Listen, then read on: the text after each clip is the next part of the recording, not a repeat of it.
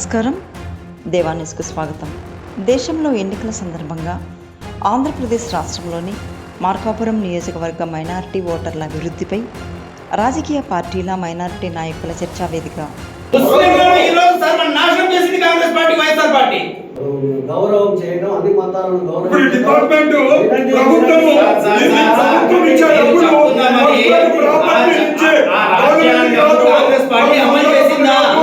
ముస్లింలకు రక్షణ కావాలన్నా లేదంటే మీకు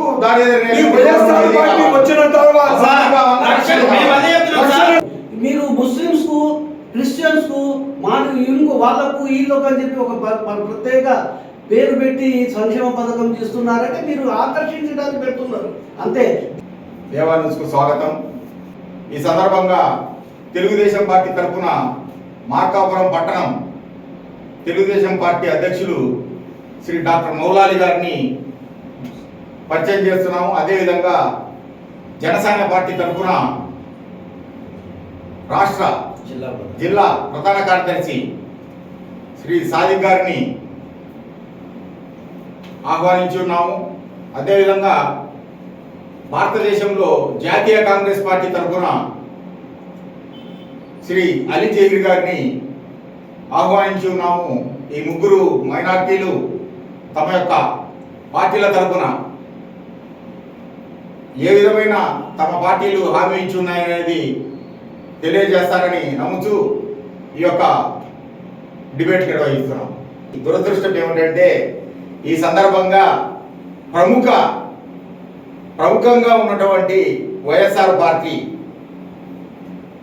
నాయకులను మేము సంప్రదించడం జరిగింది. ఈ చర్చా వేదికకు రమ్మని. అధికారంలో ఉన్న పార్టీ, ప్రస్తుత అధికార పార్టీ అయినటువంటి వైఎస్ఆర్ పార్టీని ఒక నలుగురు నాయకులను మేము ఆహ్వానించడం జరిగింది. కానీ ఈ యొక్క చర్చా వేదికకు ఎవరు కూడా సుముఖంగా ఉండి రావడం జరగలేదు. అది దురదృష్టమని మేము ఈ సందర్భంగా వారికి తెలియజేస్తూ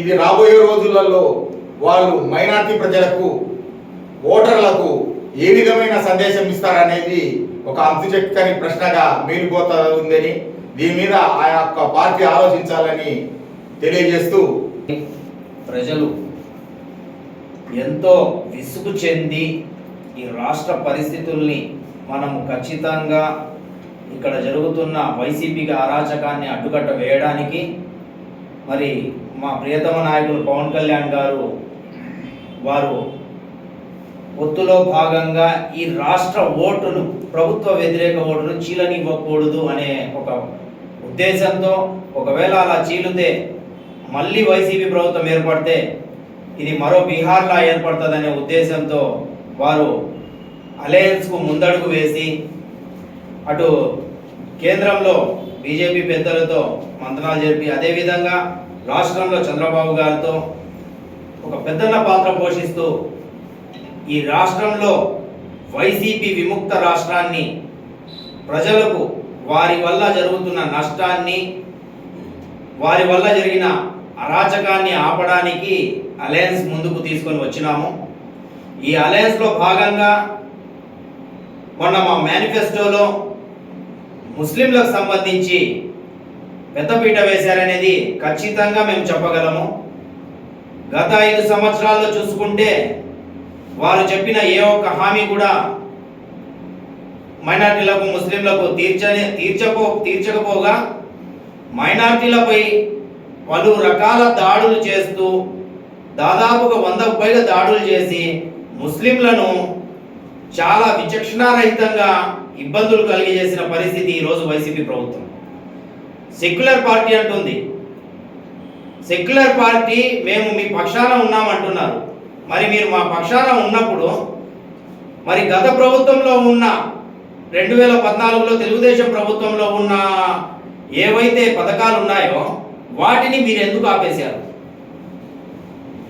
మిమ్మల్ని నమ్మి ప్రజలందరూ ఒక్క అవకాశం అంటే అవకాశం ఇస్తే మీరు ఈరోజు రాష్ట్ర పరిస్థితిని ఏ స్థాయికి దిగజార్చారు? అదేవిధంగా ఈరోజు బీజేపీతో పొత్తులో ఉన్నామని మమ్మల్ని నానా రకాలుగా ఇబ్బందులు గురి చేసి ప్రజల్ని అపోహలు తప్పుడు దారి పట్టించి, అంటే ఓటమి భయం, కేవలం ఇది వైసీపీ ఓటమి భయంతో తప్పుడు ప్రచారాలు సృష్టించి ప్రజల్ని తప్పుదోవ పట్టించి ఆ కోణంలో వాళ్ళు మళ్ళీ అధికారంలో రావాలనే ప్రయత్నాలు చేస్తున్నారు. బీజేపీతో అలయన్స్ ఉన్నారు. ముస్లింల మీద ఇంకా ఏమి లేదు, మసీదులు కూల్చేస్తారు, బుర్ఖాలు తీసేసేస్తారు, 4% రిజర్వేషన్ తీసేస్తారని ఈరోజు ఆ మాటలు అంటున్నారే. మరి మీరు నిజంగానే అలాంటి పరిస్థితి, అంత చక్కటి పాలన అందించి ఉంటే మరి మైనార్టీల మీద 100కు పైగా దాడులు ఎలా జరిగినాయి? ఈరోజు మేము ఒకటే అంశం చెప్తున్నాము. స్వతంత్రం భారతదేశానికి వచ్చి 75 సంవత్సరాలు దాటుతుంటే నేటికి ముస్లింలు భారత దారిద్ర్య రేఖ దిగువన బతుకుతున్నాము. దానికి కారణం ఎవరు? ఈ జాతీయ పార్టీ కాంగ్రెస్ కాదా? స్వతంత్రం ఏర్పడిన రోజు నుంచి కాంగ్రెస్ చెప్పండి. మీరు భారత జాతీయ కాంగ్రెస్ ను విమర్శిస్తున్నారు కానీ ప్రస్తుతం ఉన్న భారతీయ జనతా పార్టీ ముస్లింల ఎడల ఎంత వివక్ష ప్రదర్శిస్తుందో, ఇప్పుడు మైనార్టీలు అయినటువంటి మణిపూర్ హింస అయితేనేమి, ఈ గోత్ర దాడులు అయితేనేమి, ఇవన్నీ బీజేపీ పార్టీ చేయలేదు. మోడీ గారు చేయమని చెప్పారండి. ఆఫ్ ద రికార్డు కాదు. మీకు ఎక్కడైనా ప్రభుత్వానికి బాధ్యత వహించేది ఎవరు? పార్టీకి బాధ్యత వహించేది ఎవరు? బీజేపీ పార్టీనా కాదా? దానికి చెప్తున్నానండి. మరి మేము బీజేపీ అది చేశారు ఇది చేశారు అని చెప్తున్నారు. కాంగ్రెస్ ప్రభుత్వంలో మైనార్టీల మీద దాడులు జరగలేదా అంటున్నారు గారు. మీరు చెప్పండి, భారత జాతీయ కాంగ్రెస్ కు సంబంధించి దాడులు జరుగుతూ ఉండి భారతదేశంలో భారత జాతీయ కాంగ్రెస్ నుండి దాడులు జరుగుతాయని భయపడుతున్నారా మైనార్టీలు? లేదా భారతీయ జనతా పార్టీ నుంచి దాడులు జరుగుతాయని భయపడుతున్నారా? భారతీయ జనతా పార్టీ ఏర్పడినప్పటి నుంచి, వాళ్ళ గవర్నమెంట్ వచ్చినప్పటి నుంచి ముస్లిమ్స్కు రక్షణ లేదు. ఒకటి, జ్యుడిషియల్ కస్టడీలో తీసుకుపోతున్న వాడిని కూడా చంపేశారు. జ్యుడిషియల్ కస్టడీలో ఉన్న వాడిని కూడా డైరెక్ట్గా పోలీస్ కస్టడీలో ఉన్న వాడిని కూడా అండర్ ట్రయల్ ప్రిజనర్ పోతా ఉంటే కూడా వాడు జైలు సిబ్బంది వాళ్ళు ఎవరైతే పోలీసు వాళ్ళు తీసుకుపోతుంటే ఆ టైంలో కూడా ముగ్గురు కలిసి వాడిని చంపేశారు. మరి ఇదే కాంగ్రెస్ ప్రభుత్వం గతంలో మరి అమాయకమైన ప్రజల్ని మక్కా మసీదు బాంబు బ్లాస్ట్ లో సంబంధం లేని వ్యక్తుల్ని అరెస్ట్ చేసి లాస్ట్కు వాళ్ళ జీవితం సర్వనాశనం అయిన తర్వాత, మొత్తం వాళ్ళు రోడ్ల పడ్డ తర్వాత, వాళ్ళ కుటుంబాలు రోడ్ల పడ్డ తర్వాత, వాళ్ళు ఏం తప్పు చేయలేదని వాళ్ళని వదిలేస్తే వారు అనుభవించిన క్షోభ, దానికి సమాధానం చెప్పగలుగుతాయి ఈరోజు కాంగ్రెస్ పార్టీ? కాంగ్రెస్ పార్టీ ఏం అరెస్ట్ చేయలేదు. పోలీసు వాళ్ళు ఇన్వెస్టిగేషన్ లో మేము అదే చెప్తున్నాము. ఇక్కడ ఎవరు మూకలు దాడి చేస్తుంటే, దాన్ని బీజేపీకి లేకపోతే ఇంకో పార్టీకి ఆపాదిస్తున్నారు. మూకలేం కాదు, ముగ్గురే కలిచారు. ముగ్గురిని వాళ్ళు సెటప్ చేసి వాళ్ళు మీ దగ్గర ఆధారాలు ఉన్నాయా? మనం ఏదో గవర్నమెంట్ మేము అదే చెప్తున్నాము. ఫెయిర్ ఇన్వెస్టిగేషన్ జరగకపోతే మేము అదే ఇన్వెస్టిగేషన్ జరిగింది కాబట్టి వాళ్ళు వాళ్ళు అరెస్ట్ చేశారు. అరెస్ట్ చేసిన తర్వాత వాళ్ళను విచారణ చేసిన తర్వాత వాళ్ళు నిర్దోషులు అని చెప్పి వదిలిపెట్టారు. మేము అదే చెప్తున్నాం. ఫెయిర్ ఇన్వెస్టిగేషన్ అంటున్నారు. మరి వాళ్ళు కోల్పోయిన వాళ్ళ యొక్క యవ్వనము, వాళ్ళ జీవితము, వాళ్ళంతా మీరు తెచ్చి పెడతారు రిటర్న్ కాంగ్రెస్ పార్టీ? అన్యాయం ఎలా అరెస్ట్ చేస్తారు? మీరు పారదర్శకతమైన రాజకీయ చట్టం అంటే నేను అదే చెప్తున్నాను. మేము చట్టం గురించి చెప్పడం లేదు, నేను కాంగ్రెస్ గురించి నేను ఒక చెప్తాను. కాంగ్రెస్ దాకా వచ్చేసరికి చట్టం అంటున్నారు, ఇంకో పార్టీ దగ్గరికి వెళ్ళేసరికి చుట్టం అంటున్నారు. అది కరెక్ట్ కాదండి. మీరు చేస్తుంది తప్పే, వాళ్ళు చేస్తుంది తప్పే అని మాట్లాడండి, అంతేగాని. అంత ముందు హైదరాబాద్ లో కాంగ్రెస్ పార్టీ ఉండగా ప్రతిసారి కూడా అల్లకల్లమే కాంగ్రెస్ పార్టీ ప్రతి రోజు ఎక్కడ తగాదా జరిగిందంటే ముందు పాత బస్తీల్లోనే కాంగ్రెస్ పార్టీ ఉండగా ఎక్కడ జరగండి. హైదరాబాద్ అల్లకల్లమైందంటే కాంగ్రెస్ పార్టీ హైదరాబాద్ లో. ఇదే కాంగ్రెస్ పార్టీ హైదరాబాద్ లో పాత బస్తీలో అనేక సంవత్సరాల నుంచి అనేక సార్లు కూడా ఎంఐఎం పార్టీ వాళ్ళే ఉన్నారు. ఎంఐఎం పార్టీ వాళ్ళే చేర్పించారేమో అని కాంగ్రెస్ పార్టీకి అప్పుడు సంబంధం మీరు లేదు. పార్లమెంట్ చేస్తున్నట్టు అప్పుడు సీఎం ఎవరున్నారు ఆ రోజు? మీరు సీఎం మీ గవర్నెన్స్ ఆడిపోతుంది. కాంగ్రెస్ పార్టీ గవర్నెన్స్ ఆడిపోతుంది. గవర్నమెంట్ వాళ్ళు చేయబట్టే అది కంట్రోల్ అయింది, లేకపోతే ఎట్లా కంట్రోల్? ఎక్కడ కంట్రోల్? కొట్టుకొని సచిత్రాలు ముఖ్యమంత్రి వచ్చినా కాంగ్రెస్ పాలనలో కేవలం మత కలహాలు జరిగినాయి. సార్ అడిగినట్లు, మన మౌలాలి గారు అడిగినట్లు, హైదరాబాద్ సంఘటనలు ఎంఐఎం పార్టీ అని మన కాంగ్రెస్ పార్టీ వారు చెప్తా ఉన్నారు. మరి ఎంఐఎం పార్టీ చేసిన దానికి కాంగ్రెస్ మీద అభియోగాలు అవి జోడెత్తులు. కరెక్ట్ అదేనండి, అవి జోడెత్తులు. వాళ్ళు వాళ్ళ కనుసన్నల్లోనే పనిచేస్తారు. వాళ్ళు రాజకీయ పబ్బం గడుపుకోవడానికి మత కలహాలు సృష్టించి ఈ రోజు ఎంఐఎం వాళ్ళు ఇప్పుడు వీళ్ళకి వైఎస్ఆర్ పార్టీకి సపోర్ట్ చేస్తున్నారు. ఇవన్నీ ఒక తాను ముక్కలే. వీళ్ళందరూ ఒక తాను ముక్కలే. ఆ రోజు హైదరాబాద్లో చేయించాలి, ఈ రోజు సరే, మీరు ఈ రోజు ఆ మాట మాట్లాడుతున్నారే బీజేపీతో పొత్తు పెట్టుకున్నామని. గత 5 సంవత్సరాల నుంచి మరి జగన్మోహన్ రెడ్డి ఏం చేస్తున్నాడు కేంద్ర ప్రభుత్వంలో కూర్చొని? బీజేపీ ఒక్కడే కాదు, ఈయన జగన్మోహన్ రెడ్డి ఒక్కడే కాదు, చంద్రబాబుకున్న ఓట్లు కూడా బీజేపీ వాళ్ళకే వేశాడు. ఎక్కడ వేశారు? ఈ రోజు ఎన్ని పార్లమెంట్ లో ఎంత మంది ఉన్నారు ఒకసారి చెక్ చేసుకోండి. సీఏ బిల్ అయినా కానీ మీరు త్రిపుల్ తలాక్ అయినా కానీ మన మైనార్టీకి చంద్రబాబు నాయుడు చేసిన పని, హైదరాబాద్ మైనార్టీకి చంద్రబాబు నాయుడు ఆ రోజు గుర్తింపు తెచ్చింది ఒక చంద్రబాబు. కాదండి, సార్ చెప్పినట్లు మన పార్లమెంట్ లో పాస్ అయిన ప్రతి బిల్లులు 2 పార్టీలు సపోర్ట్ చేసినా లేదండి, అది క్లియర్ గా చెప్తున్నాను. ఆడ ఉన్నది 2 ఎంపీలు. వినండి, నేను చెప్తాను వినండి. నేను చెప్పేదా వినండి. సపోర్ట్ చేసినా నేను దానికి ఫినిష్ చేస్తాను, కంక్లూడ్ ఇస్తాను. నేను చెప్పండి ముందు ఫినిష్ నేను చెప్పేది వినండి. ఆడ పార్లమెంట్ లో సిఏ బిల్ కి టీడీపీ ఓటు వేయలేదు. ఒక ఎంపీ వేశారు, ఒక ఎంపీ వేయలేదు. ఇది క్లియర్ కట్. అండ్ వచ్చేసి కరాఖండిగా నేను మీ పక్షాన ఉన్నానని చెప్పి ఈ కాంగ్రెస్ పార్టీ ఈ రోజు చెప్తుంది కదా. మరి అదే కాంగ్రెస్ పార్టీ ఆ బిల్లు రాకుండా చేశామని చెప్తున్నారు, కానీ మాటలు చెప్తున్నారు, కానీ చేతులు ఎక్కడ చూపించారు? సుప్రీంకోర్టు ఎందుకు ఫైట్ చేయలేదు మరి కాంగ్రెస్ పార్టీ? ఎన్ఆర్సీ ఎవరు సపోర్ట్ చేస్తున్నారు? కాంగ్రెస్ పార్టీ ఎందుకు సుప్రీంకోర్టు ఫైట్ చేయలేదు? ఎన్ఆర్సీ సపోర్ట్ చేసింది. ముస్లింలను ఈ రోజు సర్వనాశనం చేసింది Congress party, YSR party. Congress party బిల్లుకు వ్యతిరేకించింది. ఆ తర్వాత సుప్రీంకోర్టు వేయలేదంటే చట్టం చేసిన తర్వాత చట్టాన్ని ఫాలో అవుతారు, కానీ సుప్రీంకోర్టు వాళ్ళు ఆ చట్టం అది తప్పుడు ఉంది అని చెప్పి చెప్పడానికి వీల్లేదు. సుప్రీంకోర్టు వాళ్ళు ఎలా దాన్ని ఫైట్ చేస్తారు? ఎలా ఫైట్ చేస్తారు? ఒక చట్టం ప్రజలకు వ్యతిరేకంగా ప్రజలకు ఇబ్బంది కలిగించే విధంగా ఉన్నప్పుడు దానికోసమే సుప్రీంకోర్టు ఏర్పాటు చేసుకున్నారండి. మనము షాబాను కేసులో కూడా సుప్రీంకోర్టు వాళ్ళు ఇచ్చిన తీర్పుకు చట్టమే మళ్ళా ఇది అమెరికా కాదు, భారత రాజ్యాంగము. అమెరికాలో మీరు చెప్పినట్టు పార్లమెంట్ లోనే మళ్ళా బిల్లు పెట్టి ఆ చట్టాన్ని వ్యతిరేకం చేయాలి, కానీ కోర్టులో ఛాలెంజ్ చేసి కుదరదు. అది మీకు తెలియకపోతే తెలుసుకోండి. కోర్టులో ఛాలెంజ్ చేయకూడదని కుదరదు అని మీరు చెప్తున్నారు, కానీ భారతదేశంలో ఒక చట్టం పార్లమెంట్ లో ఆమోదమైన తర్వాత అది దిగువన వచ్చి మళ్ళీ ప్రెసిడెంట్ దగ్గరికి వెళ్ళిన తర్వాత దాంట్లో ఏమైనా సమస్యలు ఉంటే ఖచ్చితంగా మనం సుప్రీంకోర్టుకు వెళ్ళవచ్చు. అది ప్రజా వ్యతిరేకమైన చట్టం వచ్చినప్పుడు వెళ్ళొచ్చు. వెళ్ళిరా కాంగ్రెస్ రాష్ట్రపతి సంతకం అయిపోయిన తర్వాత కాదు, కుదరదు. రాష్ట్రపతి సంతకం అయిన తర్వాత బిల్లు పోయి యాక్ట్ అవుతుంది. యాక్ట్ ను ఇంప్లిమెంట్ చేస్తారు, కానీ కోర్టు వాళ్ళు బిల్లు గురించి ఛాలెంజ్ చేయడానికి కుదరదు. ఒకటి.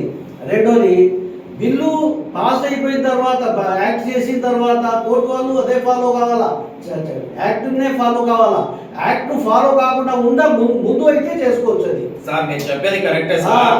మరి ఇప్పుడు కాంగ్రెస్ పార్టీ ఆ బిల్లు వస్తున్న క్రమంలో మీరు తీసుకున్న ముస్లింల కోసం తీసుకున్న జాగ్రత్తలు ఏంటో చెప్పండి సార్. మరి ఇప్పుడు జగన్మోహన్ రెడ్డి చేసేది కాంగ్రెస్ పార్టీ అంత పక్కన పెట్టాలని తోచుద్దాం. ఇప్పుడు జగన్మోహన్ రెడ్డి వచ్చింది కాంగ్రెస్ పార్టీలో నుంచి కదా. ఆ రోజు వాళ్ళ నాన్న చనిపోతే యాడ్లో ఉంటే నాకు సీట్ కోసం కాంగ్రెస్ పార్టీ దగ్గర పోలేదా? ఢిల్లీ పై నాకు ముఖ్యమంత్రి చేయమని లేదా? ఆ రోజు మళ్ళీ ఈ రోజు వచ్చి మైనార్టీకి ఒక గుర్తింపు తెచ్చింది నారా చంద్రబాబు నాయుడు. ఆ రోజు మేము మక్కాకు పోవాలంటే చాలా ఇబ్బంది పడేవాళ్ళం. హైదరాబాద్ లో హజ్ హౌస్ కట్టాడు. ఆ రోజు తెలియదా మైనార్టీకి ఎవరు చేశాడు? జగన్మోహన్ రెడ్డి ఏం చేసిండు? చంద్రబాబు నాయుడు కడపలో హజ్ హౌస్ కట్టాడు. ఆ హజ్ హౌస్ ఇప్పుడు దాకా దిక్కులేదు. విజయవాడలో శంకుస్థాపన చేస్తాడు, అది దిక్కు లేదు. ఈరోజు సాధికారాలు కట్టాలంటే చంద్రబాబు నాయుడు పుణ్యము. కబరస్థాన్ కంటే చంద్రబాబు నాయుడు పుణ్యం. ఈ రోజు మసీదులు, ఎన్నో మసీదులు ఉన్నాయి, ప్రతి పల్లెలో కూడా మసీదులు ఉన్నాయి. మెయింటెనెన్స్ చేతగాక తాళాలు వేసుకుంటున్నాడు. ఆ రోజు చంద్రబాబు నాయుడు ప్రతి మసీదుకు ఇమాంకు 5,000, మోజన్కు 3,000 ఇచ్చారు. అంటే ముస్లిం మైనార్టీలకు మన జగన్మోహన్ రెడ్డి ప్రభుత్వం ఏమీ చేయలేదు. ఏమీ చేయలేదు. 100 times ఏమీ చేయలేదు. నేను చెప్తాను, చేసింది ఒకటే చేశారు, అన్యాయం చేశారు. బఠానీలో పెద్ద అన్యాయం చేయడమే. జగన్మోహన్ రెడ్డి కాంగ్రెస్ పార్టీ నుంచి వచ్చాడు అన్నారు. చంద్రబాబు యాడ్ నుంచి వచ్చాడు, ఆయన కూడా కాంగ్రెస్ పార్టీ నుంచి వచ్చాడు కాదనలే. తర్వాత రెడ్డి చెప్తాను, చెప్పండి. సంక్షేమ పథకాలు మీరు హజ్ హౌస్ కట్టారు, అది కట్టారు, ఇది కట్టారు అని చెప్పి ఇప్పుడు ఏదో చెప్పారు. సంక్షేమ పథకాలు వేరు, ఉనికి వేరు. ఇస్లాం వేరు, ధర్మం వేరు. ఇస్లాం ధర్మం వేరు, హిందూ ధర్మం వేరు. సో ఇది కాన్స్టిట్యూషన్ వేరు. కాన్స్టిట్యూషన్ ఏంటంటే సెక్యులరిజం. సెక్యులరిజం అంటే అందరికీ సమాన భావాలు, అన్ని మతాల యొక్క గౌరవం చేయడం, అన్ని మతాలను గౌరవం. డిపార్ట్మెంట్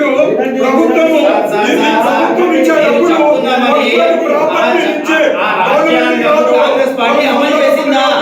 నిజంగానే కాంగ్రెస్ పార్టీ అలా నడిచిందా? ఎక్కడ నడిస్తే మరి ముస్లిం ఎందుకు వెనకబడుతున్నారు సార్?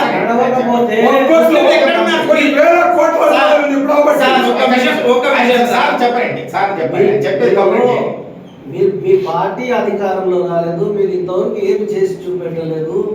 బాబు మీరెవరు? జనసేన వారు. మీరేదో చేయలేదు, మేము చేసామంటే మీరేం చేశారని, మీరెప్పుడు చేశారని, ఏం చేశారని మీరు చెప్తాను. ప్రభుత్వంలో రాలేదు, రావడానికి కారణం చెప్తున్నాను వినండి. మీ యొక్క మేము ప్రభుత్వంలోకి మేము ఎందుకు పార్టీ పెట్టామంటే మీలాంటి ప్రజలను మోసం చేసే పార్టీలను అడ్డుకట్ట వేయడానికి జనసేన పార్టీ వచ్చింది. ప్రభుత్వంలో రాలేదన్నారు. రేపు వస్తే మా గవర్నెన్స్ ఎలా ఉంటుందో మేము చేసి చూపిస్తాం మీకు ఊరికే మీరు ఇంకా ప్రభుత్వం ఇవన్నీ టీ కొట్ల దగ్గర మాట్లాడుకునే మాటలు కాదండి. ఇక్కడ డెబేట్ జరుగుతుంది, మీరు డెబేట్ గా మాట్లాడండి. అంతేగాని టీ కొట్ల దగ్గర జరిగే చర్చలాగా మీరు ఇలా చెప్తే ఇది డెబేట్ కాదండి. ఇది పాయింట్ కాదు. పార్టీ కొత్తగా ఏర్పడింది, ప్రభుత్వంలో రేపు వస్తే ఏం చేస్తామో చెప్తున్నాము. ఇప్పుడు దాకా జరిగిన తప్పుల గురించి మేము నిలదీస్తున్నాము. మీరు ప్రభుత్వంలో రాలేదు, మేము వచ్చిన వాళ్ళకి మీరేంది నిందించేదంటే అది కరెక్ట్ కాదు. ఇది డెబేట్ జరుగుతున్నప్పుడు డెబేట్ లో ఇలాంటి పాయింట్స్ నోట్ చేయకూడదండి. మీరు ఖచ్చితంగా అది కరెక్ట్. ఉద్దేశం ఏంటంటే ఉద్దేశం ఏంటంటే ప్రభుత్వంలో ఇప్పుడు దాకా మీరు పాలు పంచుకోలేదు. మేము పాలు పంచుకోలేదని మాకు తెలుసండి. మీరు గుర్తు చేయాల్సిన అవసరం లేదు. మేము ఒకటే చెప్తున్నాం, రేపు మేము ప్రభుత్వంలో రాబోతున్నాము. ఎదురు పార్టీ తప్పు చేస్తుంటే జనసేన అనేది ఏర్పడింది ప్రజల పక్షాన నిలబడి ఎప్పుడు దాకా జరిగిన అరాచకాన్ని ఎండగట్టడానికి, వాళ్ళని రక్షణగా నిలబడడానికి ఈ జనసేన పార్టీ ఏర్పడింది. మీరు నిజంగానే ఒకవేళ సెక్యులర్ పార్టీ అంటున్నారు, ముస్లింలకు మేము ఉద్ధరించామంటున్నారంటే మరి భారతదేశంలో దారిద్ర్య రేఖ దిగువన ఎందుకు బతుకుతున్నారు ముస్లింస్? ఒక్క మాట చెప్పండి. మీరు దారిద్ర్య రేఖ దిగువన ఎందుకు బతుకుతున్నారు ముస్లింస్? చూడండి సార్, నేను చెప్పండి సార్. ఇప్పుడు వచ్చిన పాయింట్ నేను ఫినిష్ చేయాలి. భారతదేశంలో ముస్లిం జనాభా ఎంత? మీ కాంగ్రెస్ ప్రభుత్వం ఎన్నిసార్లు పాలన చేసింది? ఎన్నిసార్లు మైనారిటీలకు, ముస్లింలకు అవకాశాలు కల్పించింది? ఏదైనా రాష్ట్రానికి సీఎం చేసిందా? ఈ దేశానికి ప్రధాని చేసిందా? ఈ దేశానికి రాష్ట్రపతి చేసిందా? ఏ విషయంలో కాంగ్రెస్ పార్టీ ముస్లింలను ముందు పెట్టింది? ముస్లింలను అనగదొక్కింది. ముస్లింలను మభ్యపెట్టి మాయ మాటలు చెప్పి కాంగ్రెస్ పార్టీ అనగదొక్కింది. ఖచ్చితంగా ఈ రోజు రేపు ఏర్పడబోయే కూటమి ప్రభుత్వంలో ముస్లింలకు పెద్దపీట వేసేది తథ్యం. దీంట్లో రాసి పెట్టుకోండి. గత ప్రభుత్వాల్లో చూసుకుంటే చంద్రబాబు నాయుడు గారు మన ఆంధ్ర రాష్ట్రంలో ముస్లింలకు పెద్దపీట వేశారు. ప్రతి ఒక్క నాయకుడిని ముందుండి నడిపించారు. దీంట్లో ఎటువంటి సందేహం లేదు. ఈ రోజు మా మేనిఫెస్టో జనరంజకమైన మేనిఫెస్టో. ప్రజలందరూ దాన్ని ఆదరిస్తున్నారు, దాన్ని బ్రహ్మరథం పడుతున్నారు. ఖచ్చితంగా మేము ప్రభుత్వంలో రాబోతున్నాం. వస్తే ఈ జగన్మోహన్ రెడ్డి అరాచక పాలనని తరిమి కొట్టడం ఖాయం. అదే విధంగా ఈ రాష్ట్రంలోనే కాదు, ఈ దేశంలోనే తుడిచిపెట్టుకుపోయిన కాంగ్రెస్ గురించి ఈ రోజు చర్చించడం కూడా అవసరం అనుకుంటున్నాను నేను. సెక్యులరిజం అంటే అందరికీ సమాన భావాలు, అన్ని మతాల యొక్క గౌరవం చేయడం, అన్ని మతాలను గౌరవం. డిపార్ట్మెంట్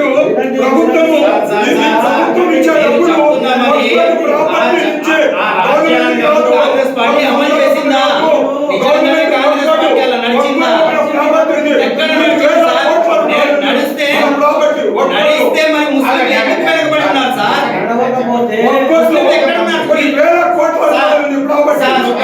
ఒక్క విషయం సార్ చెప్పండి, సార్ చెప్పండి, చెప్పేది కంప్లీట్ చేయండి. మీరు మీ పార్టీ అధికారంలో రాలేదు, మీరు ఇంతవరకు ఏమి చేసి చూపెట్టలేదు. బాబు మీరెవరు? జనసేన వారు. మీరేదో వేరే చేయలేదు, మేము చేసామంటే మీరేం చేశారని, మీరెప్పుడు చేశారని, ఏం చేశారని మీరు ఆ పాయింట్ చెప్తాను. మేము ప్రభుత్వంలో రాలేదు, మేము రావడానికి కారణం చెప్తున్నాను వినండి. మీ యొక్క మేము ప్రభుత్వంలోకి మేము ఎందుకు పార్టీ పెట్టామంటే మీలాంటి ప్రజలను మోసం చేసే పార్టీలను అడ్డుకట్ట వేయడానికి జనసేన పార్టీ వచ్చింది. ప్రభుత్వంలో రాలేదన్నారు. రేపు వస్తే మా గవర్నెన్స్ ఎలా ఉంటుందో మేము చేసి చూపిస్తాం మీకు ఊరికే మీరు ఇంకా ప్రభుత్వం ఇవన్నీ టీ కొట్ల దగ్గర మాట్లాడుకునే మాటలు కాదండి. ఇక్కడ డెబేట్ జరుగుతుంది, మీరు డెబేట్ గా మాట్లాడండి. అంతేగాని టీ కొట్ల దగ్గర జరిగే చర్చలాగా మీరు ఇలా చెప్తే ఇది డెబేట్ కాదండి. ఇది పాయింట్ కాదు. పార్టీ కొత్తగా ఏర్పడింది, ప్రభుత్వంలో రేపు వస్తే ఏం చేస్తామో చెప్తున్నాము. ఇప్పుడు దాకా జరిగిన తప్పుల గురించి మేము నిలదీస్తున్నాము. మీరు ప్రభుత్వంలో రాలేదు, మేము వచ్చిన వాళ్ళు మీరేంది నిందించేదంటే అది కరెక్ట్ కాదు. ఇది డెబేట్ జరుగుతున్నప్పుడు డెబేట్ లో ఇలాంటి పాయింట్స్ నోట్ చేయకూడదండి. మీరు ఖచ్చితంగా అది కరెక్ట్. ఉద్దేశం ఏంటంటే చెప్పండి. ఉద్దేశం ఏంటంటే ప్రభుత్వంలో ఇప్పుడు దాకా మీరు పాలు పంచుకోలేదు. మేము పాలు పంచుకోలేదని మాకు తెలుసండి. మీరు గుర్తు చేయాల్సిన అవసరం లేదు. మేము ఒకటే చెప్తున్నాం, రేపు మేము ప్రభుత్వంలో రాబోతున్నాము. ఎదురు పార్టీ తప్పు చేస్తుంటే జనసేన అనేది ఏర్పడింది ప్రజల పక్షాన నిలబడి ఎప్పుడు దాకా జరిగిన అరాచకాన్ని ఎండగట్టడానికి, వాళ్ళని రక్షణగా నిలబడడానికి ఈ జనసేన పార్టీ ఏర్పడింది. మీరు నిజంగానే ఒకవేళ సెక్యులర్ పార్టీ అంటున్నారు, ముస్లింలకు మేము ఉద్ధరించామంటున్నారంటే మరి భారతదేశంలో దారిద్ర్య రేఖ దిగువన ఎందుకు బతుకుతున్నారు ముస్లింస్? ఒక్క మాట చెప్పండి. మీరు దారిద్ర్య రేఖ దిగువన ఎందుకు బతుకుతున్నారు ముస్లింస్? చూడండి సార్, నేను చెప్పండి సార్. ఇప్పుడు వచ్చిన పాయింట్ నేను ఫినిష్ చేయాలి. భారతదేశంలో ముస్లిం జనాభా ఎంత? మీ కాంగ్రెస్ ప్రభుత్వం ఎన్నిసార్లు పాలన చేసింది? ఎన్నిసార్లు మైనారిటీలకు ముస్లింలకు అవకాశాలు కల్పించింది? ఏదైనా రాష్ట్రానికి సీఎం చేసిందా? ఈ దేశానికి ప్రధాని చేసిందా? ఈ దేశానికి రాష్ట్రపతి చేసిందా? ఏ విషయంలో కాంగ్రెస్ పార్టీ ముస్లింలను ముందు పెట్టింది? ముస్లింలను అనగదొక్కింది. ముస్లింలను మభ్యపెట్టి మాయమాటలు చెప్పి కాంగ్రెస్ పార్టీ అనగదొక్కింది. ఖచ్చితంగా ఈ రోజు రేపు ఏర్పడబోయే కూటమి ప్రభుత్వంలో ముస్లింలకు పెద్దపీట వేసేది తథ్యం. దీంట్లో రాసి పెట్టుకోండి. గత ప్రభుత్వాల్లో చూసుకుంటే చంద్రబాబు నాయుడు గారు మన ఆంధ్ర రాష్ట్రంలో ముస్లింలకు పెద్దపీట వేశారు. ప్రతి ఒక్క నాయకుడిని ముందుండి నడిపించారు. దీంట్లో ఎటువంటి సందేహం లేదు. ఈ రోజు మా మేనిఫెస్టో జనరంజకమైన మేనిఫెస్టో. ప్రజలందరూ దాన్ని ఆదరిస్తున్నారు, దాన్ని బ్రహ్మరథం పడుతున్నారు. ఖచ్చితంగా మేము ప్రభుత్వంలో రాబోతున్నాం. వస్తే ఈ జగన్మోహన్ రెడ్డి అరాచక పాలనని తరిమి కొట్టడం ఖాయం. అదే విధంగా ఈ రాష్ట్రంలోనే కాదు, ఈ దేశంలోనే తుడిచిపెట్టుకుపోయిన కాంగ్రెస్ గురించి ఈ రోజు చర్చించడం కూడా అవసరం అనుకుంటున్నాను నేను. ఇప్పుడు సంక్షేమ పథకాలు రక్షణ వేరు, రక్షణ ముస్లింలకు రక్షణ కావాలన్నా లేదంటే మీకు వచ్చిన తర్వాత ఎక్కడ రక్షణ ఉంది? ఈ రోజు మీ తల్లి కాంగ్రెస్ పార్టీ, పిల్ల కాంగ్రెస్ పార్టీ చేస్తున్న అరాచకాల మీద ఎందుకు పోరాడలేదు? మైనార్టీలు 5 సంవత్సరాలు దారుణమైన సమస్యలు ఇరుక్కొని దారుణమైన ఆత్మహత్య ఇస్లాంలో మహాపాపం. అలాంటి పరిస్థితి కల్పించిందంటే పిల్ల కాంగ్రెస్. మరి దానికి ఎవరు బాధ్యత తీసుకుంటారు? మరి కాంగ్రెస్ పార్టీ ఎక్కడ నిలిపోయి ఉంది? చెప్పేది వినండి. ఇస్లాం తీసుకొచ్చి మీరు మళ్ళీ రాజకీయంలో మాట్లాడాలి. ఇస్లాం మాట్లాడితే ఇస్లాం మాట్లాడాలి. మేము అదే చెప్తున్నామండి. మేము చెప్తుంది రాజకీయాలకు మేము ఇస్లాంని రాజకీయాలకు ఉపయోగించడం లేదా? మేము చెప్తుంది ఒకటే పాయింట్ సార్. మేము చెప్తున్న పాయింట్ ఏంటంటే అబ్దుల్ సలాం కుటుంబం ఆత్మహత్య చేసుకోవడానికి కారణం ఎవరు? మీ పిల్ల కాంగ్రెస్. మీ తల్లి కాంగ్రెస్ ప్రోత్బలము మీ పిల్ల కాంగ్రెస్ చేసింది. అది ఇప్పుడే చెప్తున్నాము. ఒక పక్కన ఆ కాంగ్రెస్ కు నుంచి వదిలిపోయి వచ్చేసాడు ఆయన. కాంగ్రెస్ నుంచి వదిలి వచ్చాడు. కాంగ్రెస్ వదిలి వచ్చిన వ్యక్తి మీద మీరు చేసిన ప్రయత్నాలు ఏంది? ఈ 5 సంవత్సరాల్లో ఎలా నిద్రపోయి ఉన్నారు? ఈ 5 సంవత్సరాల మైనారిటీల పక్షాన టీడీపీ జనసేన నిలబడింది. టీడీపీ జనసేన నిలబడింది. ఆడ బీజేపీ గవర్నమెంట్ ఉంది. టీడీపీ జనసేన ఈ రాష్ట్రంలో టీడీపీ జనసేన నిలబడింది. బీజేపీ గవర్నమెంట్ ఎవరైనా వైఎస్ఆర్ పార్టీ మీద అడుగుతే పోలీస్ కేసులు పెట్టడము, మడ్డలు చేయడము, మానభంగాలు చేయడము ఎక్కడ కూడా వైఎస్ఆర్ పార్టీ ఎవరికి మైనార్టీకి ఏ పని చేయమని చూపించండి. సరిగ్గా చేసి వైఎస్ఆర్ పార్టీ నేను చెప్పటం లేదు. కాంగ్రెస్ పార్టీ మీరు కాంగ్రెస్ పార్టీ వాళ్ళైనా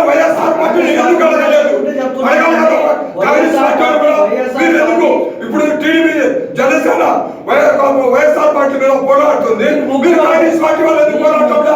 మీరు ఎందుకు పోరాటంలా? మీరు ముగ్గురు సరేనండి, మేము ముగ్గురు ఒకటే. మీరేం చేస్తున్నారు అంటున్నాము. స్టేట్ లో ఉండే మూడు వాక్యమేరా. ఇప్పుడు అక్కడ చెప్పినట్టు బీజేపీకి వేసిన, తెలుగుదేశానికి వేసిన, వైసీపీకి వేసిన, జనసేనకి వేసిన, ఈ ముగ్గురు ఒకే కుండలోని పదార్థాలు ఇవన్నీ. ఆఖరికి బీజేపీకే సపోర్ట్ చేస్తారు. బీజేపీకి సపోర్ట్ చేస్తే ఇప్పుడు ఈ ఎలక్షన్ ట్రెండ్లో బీజేపీ నరేంద్ర మోడీ గారు ఏం చేస్తున్నారు? మీ ఆస్తులన్నీ లాక్కుంటారు. కాంగ్రెస్ పార్టీ ఓట్లు వేస్తే, కాంగ్రెస్ గెలిస్తే మీ దేశంలో ఉండే అందరి ఆస్తులు లాక్కొని ఎక్కువ జనాభా కలిగిన పిల్లలు పుట్టించే కాంగ్రెస్ పార్టీ ముస్లింలకు ఇచ్చేస్తారు. వాళ్ళ మీ పుస్తలు కూడా లాక్కొని వాళ్ళకి ఇచ్చేస్తారు, మీరు వాళ్ళు ఇస్తారు కాంగ్రెస్ వాళ్ళు అని చెప్పి ప్రచారం చేస్తారు. చంద్రబాబు కానీ, జనసేన పార్టీ లీడర్ కానీ, ఎవరైనా కానీ ఇద్దరు తర్వాత ఇతనేమో జగన్ వచ్చేసి ఓపెన్గా 25 సీట్లు వస్తే 25 సీట్లు మేము బీజేపీకి అని చెప్పి వాళ్ళ రాంబాబు గారు చెప్పేశారు. ఇప్పుడు వీళ్ళు ముగ్గురు కూడా వీళ్ళిద్దరు కూడా చెప్పేసినట్టే మేము ఆయనకే సపోర్ట్ అని చెప్పి, మీరు ఒక్క మాట కనీసం ఆ విధంగా ప్రధాని హోదాలో ఉండి ఈయన మోడీ గారు ఈ మాట చెప్పకుండా ఉండాల్సింది. నిరోధించకపోయినాం, కనీసం ఖండమన్నా చేశారా అంటే చేయలేదు. అంటే ఆయన దగ్గర వీళ్ళు అంత భయపడుతున్నారు. చంద్రబాబు కానీ, పవన్ కానీ మాట్లాడాలంటే జగన్ ఆయన మోడీకి వ్యతిరేకంగా వీళ్ళకు ధైర్యమే లేదు. రేపు వీళ్ళు CCA బిల్లు కానీ ఇంకొకటి అయిపోయింది, యాక్ట్లు అయిపోయినాయి. రేపు ఇక్కడ నుంచి మీ పౌరసత్వాన్ని మీరు రుజువు చేసుకోకపోతే మీ డిటెన్షన్ సెంటర్లో వేసేస్తామని మీరు ఒక లాయర్, CAA చట్టంలో వాస్తవాలు ఏమున్నాయో మీరు చెప్పండి సార్. మీరు ఒక న్యాయవాదిగా ఆ విధంగా ఊరికి నిందలు వేయడం కాదు, చట్టంలోకి వెళ్ళండి. చట్టంలో మీకు తెలుసు కదా, మీరు న్యాయవాది కదా. చెప్పేది తప్పైతే చెప్పండి మరి. అది కేవలం చట్టము, అస్సాంలోని వలసదారుల గురించి చట్టము. ఒక మాట ఆగండి. స్పష్టంగా సార్ ఆగండి. ఒక్క నిమిషం. ఒక మాట, నన్ను ఒక ప్రశ్న అడగని. ఇప్పుడు మీరు చెప్పినట్టు జనసేన పార్టీ కానీ, వైఎస్ఆర్ పార్టీ కానీ, ఈ యొక్క తెలుగుదేశం పార్టీ కానీ, ఈ మూడు పార్టీలు ఒకే తాంలో ముక్కలు. ఇవన్నీ కూడా రేపు పొద్దున మోడీ గారికి సపోర్టే అని చెప్పడం. సార్ ఒకటి చెప్పాలి, కాంగ్రెస్ పార్టీ ఒక్కటే మోడీకి వ్యతిరేకంగా ప్రజాస్వామ్యబద్ధంగా ఉందని మీరు ఏమన్నా చెప్పగలరా? కాంగ్రెస్ పార్టీ ఒక్కటే కాదు, కాంగ్రెస్ పార్టీ అలయన్స్ ఏర్పరిచిన అలయన్స్ మొత్తం ఇండియా అలయన్స్ అనేది అందరూ కూడా మోడీకి వ్యతిరేకంగానే చేస్తున్నారు. ఇప్పుడు మోడీకి వ్యతిరేకంగా ఉంది అనుకో. వ్యతిరేకంగా ఉంటే కాంగ్రెస్ పార్టీ మైనార్టీని ఎంతవరకు రక్షిస్తుంది, ఎంతవరకు వాళ్ళకి డెవలప్మెంట్ చేస్తుంది, ఎంతవరకు వాళ్ళకి చేస్తుంది? మీ కాంగ్రెస్ పార్టీ చెప్పండి ఒక్కటి. Congress party development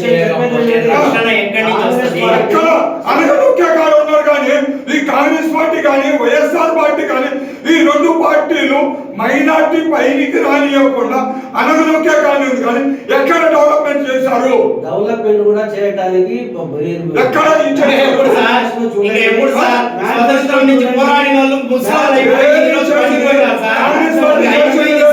YSR party manifesto ఒకటి చూడండి, తెలుస్తుంది మీకు. రెండోది, ఇప్పుడు డెవలప్మెంట్ గురించి వాళ్ళు చేశారా వీళ్ళు చేశారా అనేది అది వేరే విషయం.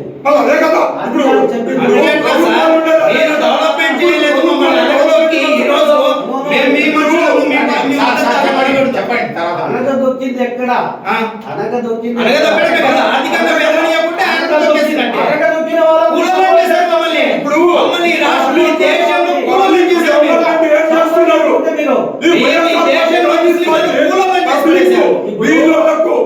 ఏమిస్తున్నారు, ఏం చేస్తున్నారు, డెవలప్మెంట్ చేస్తున్నారు. అది సంక్షేమ పథకాలు చెప్పేది వినండి. సంక్షేమ పథకాలు వేరు, ముస్లిం డెవలప్మెంట్ వేరు. సంక్షేమ పథకాలు మీకు ఇస్తే నాకు ఇవ్వాల్సిందే, నాకు ఇస్తే ఆయనకి. సంక్షేమ పథకాలు అడగడం లేదు సార్, మేము మా ఆర్థిక అభివృద్ధి గురించి అడుగుతున్నాము. నేను అడుగుతుంది మా ఆర్థిక పరిస్థితుల గురించి. మీరు మమ్మల్ని తొక్కేశారు అంటున్నాం. తొక్కేసారు మీరు కాంగ్రెస్ వాళ్ళు. కాంగ్రెస్ వచ్చేసి సెక్యులర్ పార్టీ అండి. ఎక్కడ సెక్యులర్ అండి? సెక్యులర్ అయితే ముస్లింలను ఎందుకు ఎంఎస్సీ పొందారండి? అదే చేస్తున్నారు. అవునండి. మాట్లాడుతుంటే నువ్వు అడ్డు మాట్లాడాలి. అంటే మాట్లాడి ఖచ్చితంగా మీరు చెప్పేది కాదు, మీరు రాగది. నేను చెప్పేదేటా? చెప్పండి, నేను చెప్పేది రాదు చెప్తున్నాను. నేను చెప్పేది మాట్లాడకుండా మీరు ఒకటే ఉంటే చెప్తా చెప్పండి, మీరు చెప్పండి, మీరు చెప్పండి, చెప్పండి. డెవలప్మెంట్ ఆయన చెప్పండి, తర్వాత మీరు చెప్పండి. మాట్లాడండి. మీకు అవకాశం ఉంది కదా, టైం వెళ్ళిపోయిందా? మీరు మాట్లాడండి. అవకాశం ఇవ్వలేదు అంటే సెక్యులర్ పార్టీ అన్ని కులాలకు, అన్ని మతాలకు, అన్ని వర్గాలకు అందరికీ సమానమైన హక్కులు కల్పిస్తుంది, అందరికీ సమానంగా డెవలప్ చేస్తుంది. ఒక్క ముస్లింకు ఒక్కడికే సమానం డెవలప్ చేసేసి నెత్తి మీద పెట్టుకోదు, అందరికీ సమానంగా చేస్తుంది. ఇక్కడ సంక్షేమ పథకాలు వేరు, ఆ డెవలప్మెంట్ వేరు. ఆ సంక్షేమ పథకాలు ఏంటంటే బిస్కెట్లు వేస్తున్నారు మీరు, అంతేగాని వేరేదేం లేదు. ఆకర్షణ చేసుకోవడానికి, ఆకర్షణ కోసం పెట్టి కాంగ్రెస్ పార్టీ ఏం చేసింది చెప్పండి.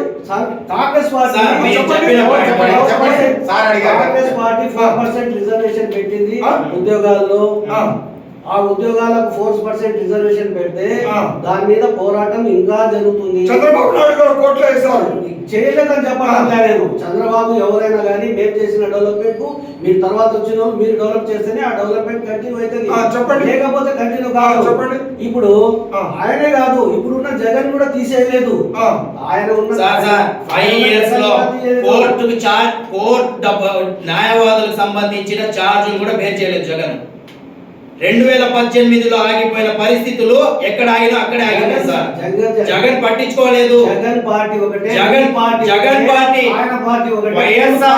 వైఎస్ఆర్సీపీకి చెందిన రాజ్యసభ సభ్యుడు ఆర్ కృష్ణయ్య ఇప్పుడు కూడా ఫైట్ చేస్తానే ఉన్నాడు. 4% రిజర్వేషన్ తీసేయాలని. సెక్యులర్ పార్టీ ఒక వర్గానికి, ఒక మతానికి, ఒక కులానికి కాదు. ఇప్పుడు మీరు చెప్పిన పాయింట్ ప్లీజ్ నేను సమానంగా చేసినప్పుడు అందరికి సమానంగా డెవలప్మెంట్ చేసుకుంటూ రావాలన్నప్పుడు అందరికి ఒకేసారి ఫలితం ఉండదు. అందరికి రావాలా, పెద్ద ఎత్తులో పోవాలని. మీరు ముస్లిమ్స్ కు, క్రిస్టియన్స్ కు, వాళ్ళకు వీళ్ళకు అని చెప్పి ఒక ప్రత్యేక పేరు పెట్టి సంక్షేమ పథకం చేస్తున్నారంటే మీరు ఆకర్షించడానికి పెడుతున్నారు అంతే. దీనివల్ల మోడీ చేసే ప్రయత్నానికి ఉనికిని కాపాడటానికి మీరేం చేశారు? ఉనికి వచ్చేసి ప్రశాంతకమైంది మోడీ చేసే పనులలో. మోడీ చేసే ఎవరి ఉనికి అంటారు? ఎవరి ఉనికి? ముస్లిమ్స్ ఉనికి, ముస్లిమ్స్ ఉనికి, minority, not only Muslims, Christians కూడా. నిన్న మణిపూర్లో కూడా జరిగింది అదే. నాట్ ఓన్లీ ముస్లిమ్స్, ఎవరైతే అణగారిన వర్గాలు ఉన్నాయో, ఎవరైతే వెనకబడిన వర్గాలు ఉన్నాయో వాళ్ళందరికీ వాళ్ళ ఉనికి ప్రశ్నార్థకమైంది. ఆ ప్రశ్నార్థకమైన దాంట్లో మీరు గవర్నమెంట్లో ఉండి మీ జగన్ గారు ఏం చేశారు? జగన్ చేయలేదని మేము చెప్పండి సార్. ప్లీజ్ మీరు చెప్పారు సెక్యులర్ పార్టీ అన్ని వర్గాలకు అన్నారు. ఆ అన్ని వర్గాల్లో ముస్లిమ్స్ లేరు. ఆ అన్ని వర్గాల్లో కాంగ్రెస్ దృష్టిలో ముస్లిమ్స్ లేరు. 70 సంవత్సరాలు అయిపోయింది సార్. ఇంకా ఎప్పుడు సార్ మీరు చేసేది? మా తాతలు పోయినరు, మా తండ్రులు పోయినరు, మేము పోతాము, తర్వాత మేము పిల్లలు పోతారు. ఇంకా ఎప్పుడు సార్? ఎప్పుడు దాకా వెయిట్ చేయాలి సార్? 70 సంవత్సరాల్లో వాళ్ళు పెరిగినరు, వాళ్ళు ఎదిగినరు, కాంగ్రెస్ నాయకులు ఎదిగినరు, కాంగ్రెస్ పార్టీ ఎదిగింది. కాంగ్రెస్ పార్టీ ఎదిగి కింద కూడా కుప్పకూలిపోయింది. కానీ ఈ రోజు కూడా ముస్లిమ్స్ ఎక్కడ ఉండాలో అక్కడే ఉండిపోయారు, కూలోలాగా మారారు సార్. మా పిల్లలు ముస్లిమ్స్ కి సంబంధించిన, మైనార్టీలకు సంబంధించిన పిల్లలు ఎక్కడ ఉంటున్నారు సార్? వెళ్ళి చూడండి మీరు. ఏ మనసుతో మీరు ఎక్కడ కాంగ్రెస్ సంబంధించి మాట్లాడుతున్నారు? సెక్యులర్ అన్నారు. సెక్యులర్ లో అది అంత సమాజం ఉంటుంది, అందరిని ఎదగాలనుకుంటున్నారు. కానీ ముస్లింలు ఆ సమాజంలో ముస్లింలు అనే వాళ్ళని పక్కన పెట్టి అందరికి ఎదగడానికి ప్రయత్నం చేశారు తప్ప ఒక ముస్లింని మాత్రం అనగదొక్కారని 100 సార్లు చెప్పగలం సార్. ఈరోజు మన పిల్లలు సైకిల్ షాపుల్లో, మటన్ కొట్టుల్లో, చికెన్ కొట్లల్లో, కూలి పనులలో ఇదే మా పరిస్థితి. ఇదే మీరు ఆర్థికంగా మమ్మల్ని ఎదగనిచ్చింది. ఈ రోజు ఉనికి ప్రశ్నార్థకమైంది అంటున్నారు. 75 సంవత్సరాల మీరు ప్రస్థానంలో మీ ప్రభుత్వము ఇన్ని సంవత్సరాలు మీరు సెక్యులర్ పార్టీ అంటున్నారు. మీరు సరైన విధానంలో ప్రోత్సాహం అందించి ఉంటే ఈ రోజు ముస్లింలకు ఈ గతి పట్టేది కాదు. ఈ రోజు ఎవడో వచ్చి మమ్మల్ని అనగదొక్కేవాడు కాదు. ఈ వాస్తవాన్ని మీరు ఖచ్చితంగా ఒప్పుకోవాలి. అని ఒప్పుకోకుండా మేము సెక్యులర్ పార్టీ ఎందుకండి? సెక్యులర్ పార్టీ అని చెప్పుకోవడానికి సెక్యులర్ పార్టీ మా ఉనికిని మేము ప్రశ్నార్థకంగా ఈ రోజు మారడానికి కారణం కాంగ్రెస్ కాదా? ఎక్కడండి? ఒక నిమిషం. ఈ రోజు మీరు ముస్లింలను కాపాడడంలో కాంగ్రెస్ పార్టీ పూర్తిగా విఫలం. ముస్లింలు ఈ దౌర్భాగ్య పరిస్థితులకు ముస్లింలకు దౌర్భాగ్య పరిస్థితి పట్టడానికి కారణం కాంగ్రెస్ పార్టీ. ఈ రోజు ఒకడు వచ్చి మమ్మల్ని తంతాడు, ఒకడు వచ్చి మమ్మల్ని తరిమేస్తాడంటే దానికి కారణం కాంగ్రెస్ పార్టీ.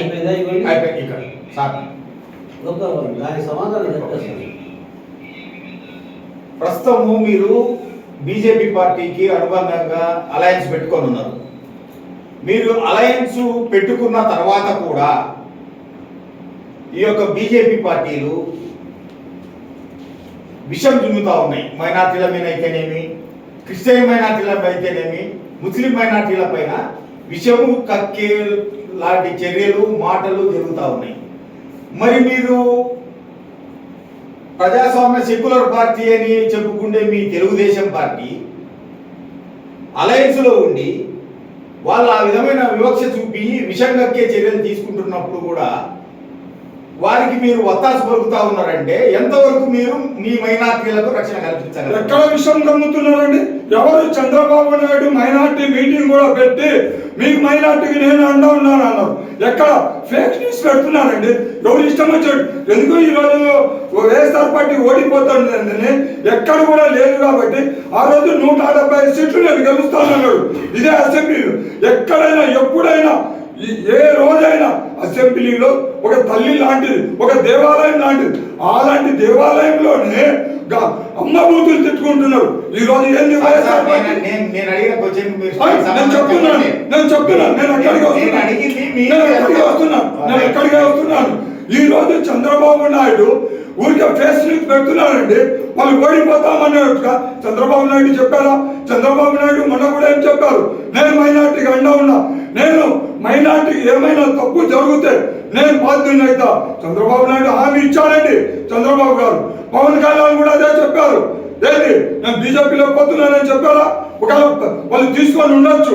నేను నా బీజేపీకి మీ అందరి మైనార్టీని మిమ్మల్ని అల్లకల్లోలం చేస్తానని చెప్పారా? ఎక్కడ కూడా చెప్పలే. మైనార్టీకి నేను అండ ఉన్నా, నేను చేస్తానన్ను. ఒక మైనార్టీకి గుర్తింపు తెచ్చింది, ఒక తెలుగుదేశం పార్టీ మైనార్టీకి తెచ్చింది. ఇవన్నీ కళ్ళబొల్లి మాటలు, ఓడిపోతారనే ఉద్దేశంగా వాళ్ళు రకరకాలుగా సృష్టిస్తున్నారు. మీరు ఖండన ఏమన్నా వేయడం జరిగిందా? ఇప్పుడు మోడీ గారు వచ్చి చెప్పారండి, చంద్రబాబు నాయుడు చెప్పారండి,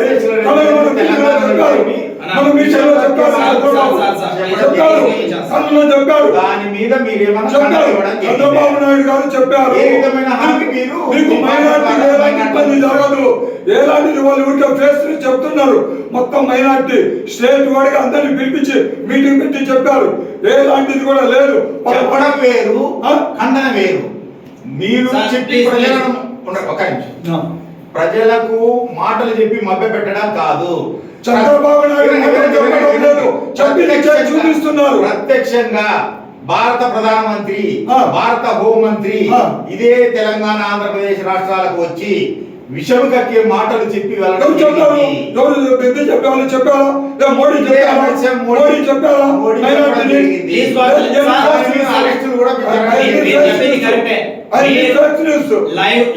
లైవ్ మీరు చూసారా? మార్ఫింగ్ వీడియోస్ కాదు, అరెస్టులు కూడా జరుగుతా ఉన్నాయా లేదా అదొకటి చెప్పండి. మీరు రక్షణ చర్యలు అంటున్నారు, మీరు కనీసమైన ఖండన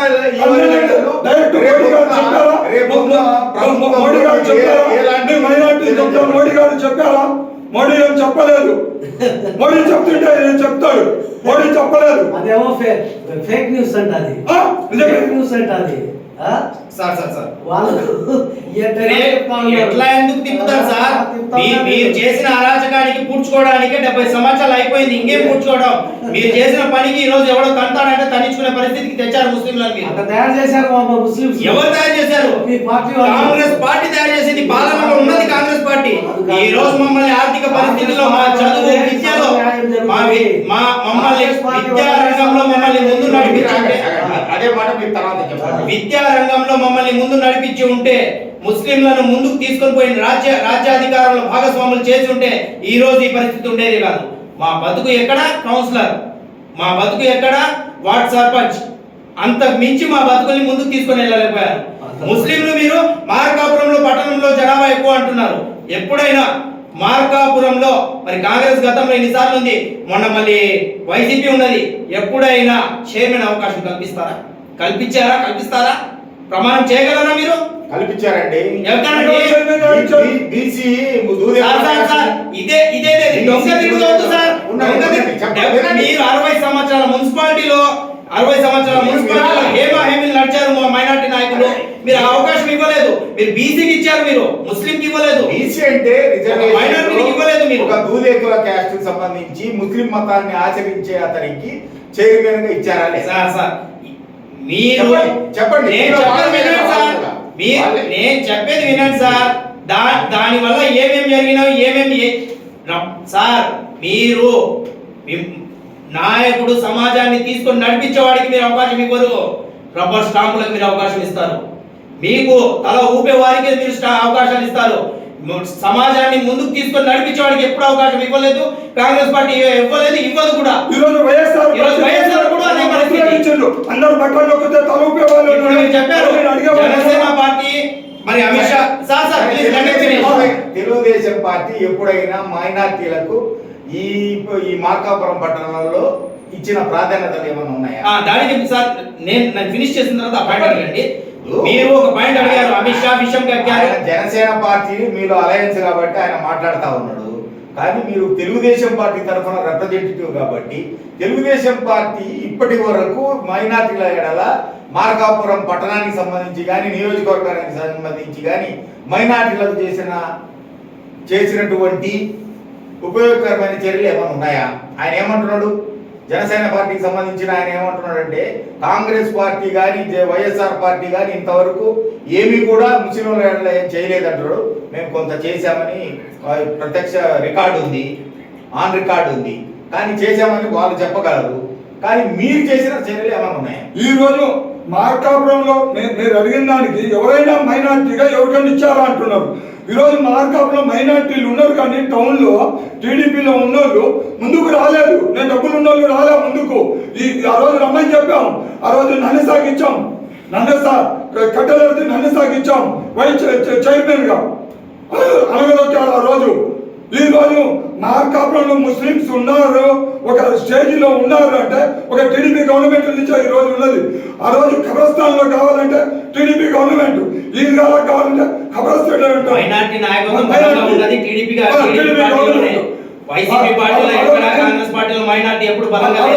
నన్ను సాగిచ్చారు చైర్మన్ గా. టీడీపీ గవర్నమెంట్ లో నన్ను సాగిచ్చారు, కట్టెలెత్తి నన్ను సాగిచ్చారు చైర్మన్ గా. ఈ రోజు మార్కాపురంలో ముస్లింస్ ఉన్నారు నియోజకవర్గం అంటే ఒక టీడీపీ చదివే సాయి కానాలు 2 కట్టించారు టీడీపీలో. 3 సుబ్బయ్య కాలనీ దగ్గర 1 కట్టించారు. ఇది ఈ రోజు గతి లేదు. ఈ రోజు ఎలక్షన్ వస్తే ఈ రోజు స్లాబ్ వేస్తున్నారు. ఇన్ని రోజులు లేదు, ఈ రోజు వచ్చిందా మీకు మైనార్టీ? ఖబరస్థాన్లు 3 ఉన్నాయి. 3కి ఎవరు ఇచ్చింది? టీడీపీ గవర్నమెంట్ కాంపౌండ్ వాళ్ళకి ఇచ్చింది. రోడ్లు వేస్తారు, ఎవరు? టీడీపీ గవర్నమెంట్ రోడ్లు వేసింది. ఒక మసీదులు 2 మసీదులు పోలీస్ స్టేషన్లు ఉన్నాయి. టీడీపీ గవర్నమెంట్ పై మసీదులకు దగ్గరుండి మసీదులు కట్టించారు. అది నారాయణ రెడ్డి పుణ్యమది. ఈ రోజు మార్కాపురంలో ముస్లింస్ గుట్టలేసుకొని తిరుగుతున్నారు అంటే అది టీడీపీ నారాయణ రెడ్డి పుణ్యమది. ఈ రోజు ఎందుకు లేదండి? ఆ మాట కరెక్ట్ కాదు. మార్కాపురంలో ముస్లింలు గుడ్డలు వేసుకొని తిరుగుతున్నారు, అది టీడీపీ పుణ్యాలి. ఆ మాట నేను కూడా తీవ్రంగా ఖండిస్తాను. అది రాంగ్ పాయింట్ అండి. ఖచ్చితంగా మీరు రికార్డ్స్ డిలీట్ చేయండి సార్. ఎందుకంటే ఇక్కడ మీరు నాయకత్వాన్ని టీడీపీలో బలంగా ఉందని మాటకి మేము స్వాగతిస్తున్నాము.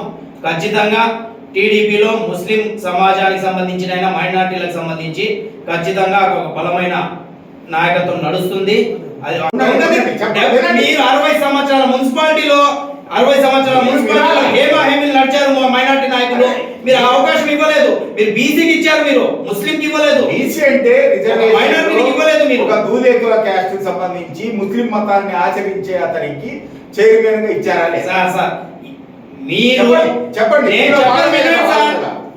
నేను చెప్పేది వినండి సార్. దాని వల్ల ఏమేమి జరిగినావు సార్, మీరు నాయకుడు సమాజాన్ని తీసుకొని నడిపించేవాడికి మీరు అవకాశం ఇవ్వరు. రబ్బర్ స్టాంపులకు మీరు అవకాశం ఇస్తారు. మీకు తల ఊపే వారికి మీరు అవకాశాలు ఇస్తారు. సమాజాన్ని ముందుకు తీసుకొని నడిపించేవాడికి ఎప్పుడు అవకాశం ఇవ్వలేదు. కాంగ్రెస్ పార్టీ ఇవ్వలేదు, ఇవ్వదు కూడా. ఈరోజు వైఎస్ఆర్ కూడా అదే పరిస్థితి. అందరూ బట్టలు నొక్కితే తల ఊపే వాళ్ళు. ఇప్పుడు మీరు చెప్పారు జనసేన పార్టీ, మరి Amit Shah sir please let me finish. Telugu Desam party ఎప్పుడైనా మైనార్టీలకు ఈ ఈ మార్కాపురం పట్టణంలో ఇచ్చిన ప్రాధాన్యతలు ఏమైనా ఉన్నాయా? దానికి సార్ నేను ఫినిష్ చేసిన తర్వాత ఆ పాయింట్ అడగండి. మీరు ఒక పాయింట్ అడిగారు, అమిత్ షా విషయం కక్కారు. జనసేన పార్టీ మీలో అలయన్స్ కాబట్టి ఆయన మాట్లాడుతూ ఉన్నాడు. కానీ మీరు తెలుగుదేశం పార్టీ తరఫున రిప్రజెంటేటివ్ కాబట్టి తెలుగుదేశం పార్టీ ఇప్పటి వరకు మైనార్టీల ఎడల మార్కాపురం పట్టణానికి సంబంధించి కానీ నియోజకవర్గానికి సంబంధించి కానీ మైనార్టీలకు చేసినటువంటి ఉపయోగకరమైన చర్యలు ఏమైనా ఉన్నాయా? ఆయన ఏమంటున్నాడు? జనసేన పార్టీకి సంబంధించిన ఆయన ఏమంటున్నాడంటే కాంగ్రెస్ పార్టీ కానీ వైఎస్ఆర్ పార్టీ కానీ ఇంతవరకు ఏమీ కూడా ముస్లింల ఎడల ఏం చేయలేదంటారు. మేము కొంత చేశామని ప్రత్యక్ష రికార్డు ఉంది, ఆన్ రికార్డు ఉంది. కానీ చేశామని వాళ్ళు చెప్పగలరు. కానీ మీరు చేసిన చర్యలు ఏమైనా ఉన్నాయా? ఈ రోజు మార్కాపురంలో మీరు అడిగిన దానికి ఎవరైనా మైనార్టీగా ఎవరికైనా ఇచ్చారా అంటున్నారు.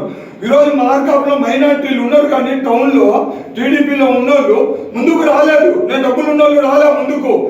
ఆ రోజు రమ్మని చెప్పాం. ఆ రోజు నన్ను సాగించాం, కట్టెలెత్తి నన్ను సాగించాం వైస్ చైర్మన్గా అనగదొచ్చారు ఆ రోజు. ఈ రోజు మార్కాపురంలో ముస్లిమ్స్ ఉన్నారు, ఒక స్టేజీలో ఉన్నారు అంటే ఒక టీడీపీ గవర్నమెంట్ నుంచి ఈ రోజు ఉన్నది. ఆ రోజు ఖబరస్థాన్లో కావాలంటే టీడీపీ గవర్నమెంట్, ఈద్గాలో కావాలంటే ఖబరస్థాన్ మైనారిటీ నాయకత్వం ఉన్నది టీడీపీ గవర్నమెంట్. వైసీపీ పార్టీలో ఎక్కడ కాంగ్రెస్ పార్టీలో మైనారిటీ ఎప్పుడు బలంగా లేదు. ఆ రోజు నన్ను సాగించారు చైర్మన్ గా, టీడీపీ గవర్నమెంట్ లో నన్నే సాగించారు, కట్టెలెత్తి నన్ను సాగించారు చైర్మన్ గా. ఈ రోజు మార్కాపురంలో ముస్లింస్ ఉన్నారు నియోజకవర్గం అంటే ఒక టీడీపీ చదివే సాలిఖానాలు 2 కట్టించారు టీడీపీలో, పూల్సుపై కాలనీ దగ్గర 1 కట్టించారు. ఈ రోజు గతి లేదు. ఈ రోజు ఎలక్షన్ వస్తే ఈ రోజు స్లాబ్ వేస్తున్నారు. ఇన్ని రోజులు లేదు, ఈ రోజు వచ్చిందా మీకు మైనార్టీ? ఖబరస్థాన్లు 3 ఉన్నాయి, 3కి ఎవరు ఇచ్చింది? టీడీపీ గవర్నమెంట్ కాంపౌండ్ వాళ్ళకి ఇచ్చింది. రోడ్లు వేస్తారు, ఎవరు? టీడీపీ గవర్నమెంట్ రోడ్లు వేసింది. ఒక మసీదులు 2 మసీదులు పోలీస్ స్టేషన్లు ఉన్నాయి, టీడీపీ గవర్నమెంట్ పై మసీదులకు దగ్గరుండి మసీదులు కట్టించారు. అది నారాయణ రెడ్డి పుణ్యం. అది ఈ రోజు మార్కాపురంలో ముస్లింస్ గుడ్డలేసుకొని తిరుగుతున్నారు అంటే అది టీడీపీ నారాయణ రెడ్డి పుణ్యం. అది ఈ రోజు ఎందుకు లేదండి? ఆ మాట చెప్పకూడదండి, ఆ మాట కరెక్ట్ కాదు. మార్కాపురంలో ముస్లింలు గుడ్డలు వేసుకొని తిరుగుతున్నారు, అది టీడీపీ పుణ్యాలి. ఆ మాట నేను కూడా తీవ్రంగా ఖండిస్తాను. అది రాంగ్ పాయింట్ అండి. ఖచ్చితంగా మీరు రికార్డ్స్ డిలీట్ చేయండి సార్. ఎందుకంటే ఇక్కడ మీరు నాయకత్వాన్ని టీడీపీలో బలంగా ఉందని మాటకి మేము స్వాగతిస్తున్నాము. ఖచ్చితంగా టీడీపీలో ముస్లిం సమాజానికి సంబంధించిన మైనార్టీలకు సంబంధించి ఖచ్చితంగా ఒక బలమైన నాయకత్వం నడుస్తుంది. అది అక్కడ స్వేచ్ఛ ఉంది, ఖచ్చితంగా వాళ్ళకి ఆ ప్రాధాన్యత కలుగుతుంది. కాబట్టి మేము స్వతహా చూస్తున్నాం, చెప్తున్నాము. అదేవిధంగా మీరు ఇందాక ఒక పాయింట్ చెప్పారు, అమిత్ షా గారి విషయం కక్కారు, మోడీ గారి విషయం కక్కారు. మీరు ఆఫ్ ద రికార్డ్గా ఏమైనా చూసారా? చూడలేదు. కేవలం వాట్సాప్లో వచ్చిన ట్రోల్ వీడియోస్ని మీరు ఫాలో అప్ అయ్యి అది ఆఫ్ ద రికార్డ్గా అంటున్నారు. ఆ వీడియోస్ని ఇంటెలిజెన్స్ మొత్తం ట్రేస్ చేసింది, మార్ఫింగ్ వీడియోస్ని ట్రేస్ చేసి కొంతమందిని అరెస్ట్ చేయడం కూడా జరిగింది. అండ్ జనసేన పార్టీ మీరే చెప్తున్నారు అరెస్ట్ చేయడం జరిగింది అంటున్నారు, ట్రోల్ వీడియోస్ అంటున్నారు, మీరేమన్నా చూసారా అంటున్నారు. అదే సార్, మార్ఫింగ్ వీడియోస్ ట్రేస్ చేసి ఆన్ రికార్డ్ లో జరిగే విషయాలు మీరు ఒక ప్రాంతీయ పార్టీ అనేది గుర్తుపెట్టుకోండి. ఇంకా మీరు ఇంకా రిజిస్టర్ పార్టీ మాత్రమే. ఓకే, అర్థమైందా? మీరు రిజిస్టర్ పార్టీ ఉన్నప్పుడే జాతీయ పార్టీ చేసే చర్యలను ఈ విధంగా సమర్థించడం అనేది కరెక్ట్ కాదు. ఎందుకంటే అది ఫేక్ న్యూస్, అది blunder news. On the record లో అరెస్టులు జరుగుతున్నాయి. రేవంత్ రెడ్డి మీద కేసులు దానికే మేము చెప్తున్నాము, రిజిస్టర్ పార్టీ అని మాకు తెలుసు, కానీ ప్రజల పక్షాన నిలబడడానికి మాకు రైట్స్ లేవా? ప్రజల పక్షాన మేము ఫైట్ చేయడానికి మాకు రైట్స్ లేవా? జరిగిన తప్పుని తప్పు, ఒప్పుగా ఒప్పు మాట్లాడడానికి మాకు రైట్స్ లేవా? కాదండి, ఒకటే మాట. దేశంలో ముస్లిం మైనార్టీల మీద, క్రైస్తవ మైనార్టీల మీద జరుగుతున్న దాడులను ఖండించలేని పార్టీలు, ఒక రాష్ట్ర పార్టీలు మీరు అంతరావుతా ఉన్నారు. ఒక పక్క దాన్ని మీరు ఖండించలేని స్థితిలో ఉండి ఎన్ని మాట్లాడితే ఎంతవరకు కరెక్ట్ అని ఈ సందర్భంగా మీరు విమర్శ చేసుకొని విమర్శించుకోవాల్సిన అవసరం లేదు సార్.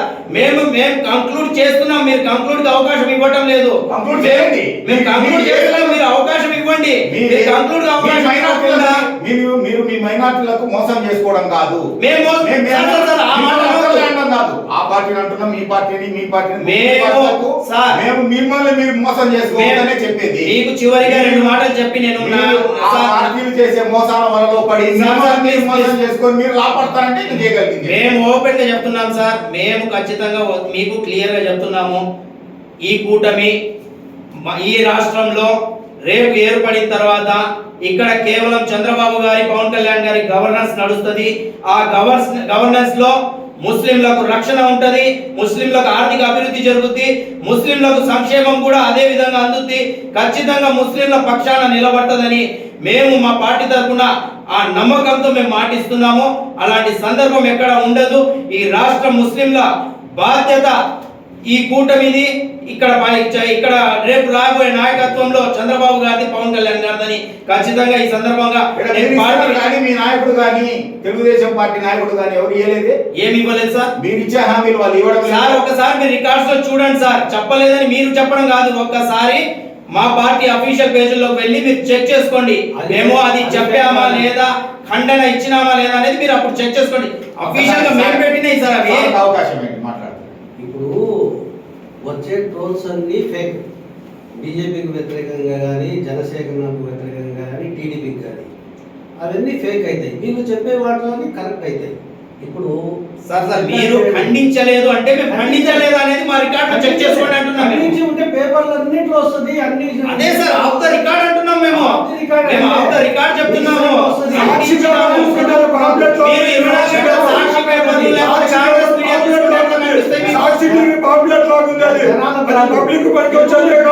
ఈనాడు వచ్చినట్టు చూపెట్టండి.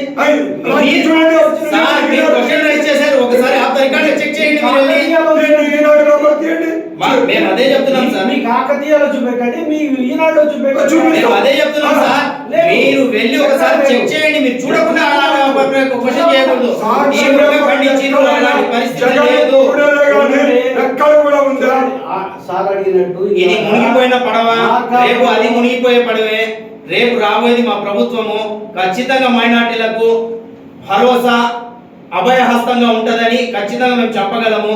ఆ మాటలు మేము రేపు ప్రభుత్వంలో రాగలుగుతామని చెప్పి మీరు రేపు ఏం చేస్తారో చెప్పండి. ఇన్నాళ్ళు చేసిన తప్పుని మేము సరిదిద్దుకొని మేము ముస్లింలకు పెద్ద పీట వేస్తాం, ప్రభుత్వంలో వస్తున్నామని చెప్పండి. నేను ఒక మాట చెప్తాను. ఇస్లాంలో ఏముందంటే ముస్లిమ్స్ లో ఎవరైతే సన్మార్గంలో నడుస్తాడో వాడికి మాత్రమే సన్మార్గం ఉంటుంది. మిగతా వాళ్ళందరికీ 4 వైపులా ఇనుప గోడలు కట్టేశాను. వాడికి ఎన్ని మంచి మాటలు చెప్పినా, ఖురాన్ బోధించినా, ఇంకోటి బోధించినా వాడికి తలలో ఎక్కదు అన్నారు. ఆ విధంగా కొంతమందికి ఎక్కకుండా ఉన్నది. మనం ఏం చేస్తాం దాన్ని? మనం చేస్తా ఉన్నాం ఏంటంటే మనం ముస్లిమ్స్ని మనం ద్రోహం చేస్తున్నాం ఈ విధంగా మాట్లాడి అనేది గ్రహించాలి. అది గ్రహించటంలే మనకు స్వార్థమో మళ్ళీ లేకపోతే ఇదే ముస్లింల గురించి మాట్లాడే వాళ్ళందరూ గతంలో 2009లో మరి ప్రజారాజ్యం పార్టీ ఒక ముస్లిం కి సీట్ ఇచ్చింది, అవకాశం రాజ్యాధికారంలో పోవడానికి, చట్టసభలో కూర్చోడానికి అవకాశం ఇస్తే మరి ఎక్కడ ఈ ముస్లింలందరూ ఎక్కడ పడుకొని ఉన్నారు? ఈ రోజు మాట్లాడుతున్న కాంగ్రెస్ పార్టీ ఎక్కడ ఉన్నది ఆ టైంలో? ఈ రోజు మాట్లాడుతున్న వైఎస్ఆర్ పార్టీ వాళ్ళ నాయకులు ఎక్కడ ఉన్నారు ఆ టైంలో? ఎందుకు మీరు మరి అవకాశం కల్పించినప్పుడు మీరు ఎందుకు ముందుకు తీసుకునేలేదు? అదే నేను చెప్పేది. ఆ విధంగా 4 వైపులా గోడలు కట్టేసుకున్నారు. ఖచ్చితంగా కాంగ్రెస్ పార్టీ నుంచి ఫస్ట్ 52లో మహబూబ్ గారికి ఇచ్చారు కాంగ్రెస్ పార్టీ టికెట్. ఇక్కడ ఆయన ఇక్కడ 37 సంవత్సరాలు ప్రెసిడెంట్ గా ఉన్నామంటే నేను ప్రెసిడెంట్ గా ఉన్నాను. ఇక్కడ సమాజం, హిందూ సమాజం మనకంటే ఎక్కువ ఉన్నారు ఆ కాలంలో. అందుకోసం నేను వైస్ ప్రెసిడెంట్ గానే ఉంటానని చెప్పి వైస్ ప్రెసిడెంట్ గా ఉన్నాడు. మున్సిపాలిటీ అయిన తర్వాత మేజర్ మ్యాన్ అని చెప్పి ఒక పోస్ట్ క్రియేట్ చేశారు. ఆ పోస్టులు కూడా ఎవరికి పోటీ కూడా చేయలే, ఆయనకే ఇచ్చారు వల్ల. ఆ విధంగా ముస్లిమ్స్కు కాంగ్రెస్ పార్టీ ఎప్పుడు కూడా ఇది చేయలే. కాంగ్రెస్ పార్టీ సపోర్ట్ చేస్తూనే ఉన్నది. మార్కపుల్ కాన్స్టిట్యూన్సీ సంగతి చెప్పాను. మిగతా చోట్ల అంటారా ఎక్కడ ఇవ్వలేదు, ఏమి లాభం పొందలేదు, ముస్లిమ్స్ ఏ అర్హత రాలేదు. ఒక ముస్లిం మార్కాపురం చరిత్రలో ఎమ్మెల్యే కూడా ఆయన చరిత్ర ఉంది. ఎమ్మెల్యే నాసర్ బేగ్ ముస్లిం అయినాడు. గతంలో ఎమ్మెల్యేలైన వాళ్ళ కుటుంబాలు ఎలా ఉన్నాయి, అదే నాసపే కుటుంబం ఎక్కడుంది? ఎలా ఉంటది సార్? నీతిగా ఉన్నవాడు పోతాడు నాశనమై. ఇప్పుడు మన పార్టీల గురించి మాట్లాడుతున్నాం. కాంగ్రెస్ పార్టీ అవకాశం మీ కాంగ్రెస్ గురించే చెప్తున్నాను సార్ నేను. ఆ కాంగ్రెస్ అవకాశం కల్పించిన కుటుంబాలు ఎందుకు బాగున్నాయి, అదే నాసపేకి ఎందుకు బాగలేదంటున్నాను నేను. నాకంటే కూడా పెట్టుకోలే ఆయన కూడా పెట్టుకోలే సార్. అది సమాధానం కాదు సార్. దానికి కూడా పెట్టుకోలేదని సమాధానం కాదు సార్. సమాధానం అది. ఆయనకు ఇదే కాంగ్రెస్ పార్టీ నాయకులు ఇచ్చారు, కూల్ చేశారంటున్నారు. కాంగ్రెస్ పార్టీ వాళ్ళు కూల్చలే. ఆయన సంపాదించుకోలేదు కాబట్టి ఆయన స్తోమత అట్టనే. ఎలా సంపాదించుకుంటారు సార్? అవకాశం ఇస్తే సంపాదించుకుంటారు సార్. ఏ రకంగా సంపాదించుకోలేదు? అవకాశం ఇస్తే సంపాదించుకుంటారు సార్. అదే చెప్పేది. ఏ రకంగా సంపాదించుకోలేదు చెప్పండి. ఆయన కూలిపోయినాడని చెప్తే ఇప్పుడు అది కాదు. మీరేం చేస్తున్నారు ఇప్పుడు మైనారిటీకి కాంగ్రెస్ పార్టీ? మీరు చెప్పండి ఒకసారి. మీరు ఇప్పుడు ఏం చేస్తున్నారు? మీరు రేపు ప్రభుత్వంలో వస్తున్నారని మీ మాతో ఏం చేస్తున్నారు? కాంగ్రెస్ పార్టీ ఏం చేస్తుంది? లాస్ట్ ఒక మాట టైం అయిపోవచ్చింది. మీ పార్టీలకు సంబంధించి ముస్లిం మైనార్టీలకు సంబంధించిన చర్చా వేదిక కాబట్టి ఇది కాంగ్రెస్ పార్టీ అయితేనేమి, జనసేన పార్టీ అయితేనేమి, తెలుగుదేశం పార్టీ అయితేనేమి, ఈ యొక్క నియోజకవర్గంలో రేపు ముస్లింలకు మీరు ఇచ్చే భరోసా ఏమిటి, ఏ విధమైన వాళ్ళకు భరోసా కల్పిస్తున్నారు అనేది ఈ సందర్భంగా తెలియజేసి ముగిద్దామని, చర్చను ముగిద్దామని కోరుతాను. మా కాంగ్రెస్ పార్టీ తరఫు నుంచి ఒక ముస్లింస్కే అనే కాకుండా అన్ని సమాజంలో ఉన్న అన్ని కులాలకు మతాలకు అందరికీ సమాన అవకాశాలు కల్పించి అందరికీ మేలు చేస్తుందని చెప్పేది ఒకటి. రెండోది, ప్రతి మహిళకు అంటే ప్రతి ఒక్క ఇంటికి ఒక యూనిట్గా ఎంచుకొని ఆ యూనిట్లో ఆ ఇంట్లో కుటుంబంలో ఉన్న పెద్దకు, ఒక మహిళా పెద్దకు ప్రతి నెల 8,333 రూపాయల ప్రకారము సంవత్సరానికి 1,00,000 రూపాయలు తర్వాత ఇస్తారు. ఆ విధంగా 1,00,000 రూపాయలు 5 సంవత్సరాల్లో 1,00,000 రూపాయలు ఇవ్వాలని నిర్ణయించారు. తర్వాత కాంగ్రెస్ పార్టీ తరఫు నుంచే మళ్ళా ఈ రుణమాఫీ మొత్తం చేస్తుంది రైతులకు. తర్వాత ఉద్యోగాలు ఎవరైతే లేరో, ఉద్యోగాలు లేని యువత ఉన్నారో వాళ్ళందరికీ ట్రైనింగ్, ఒక అప్రెంటిస్ ఉద్యోగం అనేది కల్పించి, ఒక హక్కులాగా కల్పించి, ఊరికే మాటలు కాకుండా యాక్ట్ చేసి దాని మీద హక్కులాగా కల్పించి ప్రతి యువకుడు ఎవరైతే ఏ కులం మతంతో సంబంధం లేకుండా అందరూ ఎవరైతే డిగ్రీ డిప్లొమా చేసిన వాళ్ళు ఉంటారో వాళ్ళు రిజిస్టర్ చేసుకోవాలా, పేరు డిగ్రీ సర్టిఫికేట్ రాగానే రిజిస్టర్ చేసుకోవాలా. రిజిస్టర్ చేసుకుంటే వాళ్ళకు ఒక అప్రెంటిస్ ఉద్యోగం అనేది ఇస్తారు 1 సంవత్సరము. ఆ అప్రెంటిస్ కాలంలో 1 సంవత్సరం పాటు 1 సంవత్సరం ఉద్యోగం చేసినందుకు 1,00,000 రూపాయలు జీతం అతనికి వస్తుంది. ఆ విధంగా ఉద్యోగం లేని వాళ్ళకు నిరుద్యోగ వృత్తి కల్పిస్తున్నారు. అంటే డిప్లొమా తర్వాత వాళ్ళు ఉంటారు కదా, వాళ్ళందరికీ నిరుద్యోగ వృత్తి. ఈ విధంగా తర్వాత పనిక ఆహార పథకం కింద ఇంతకుముందు ఉండేది. ఆ విధంగా అది గ్రామాల్లో ఉండేది. ఇప్పుడు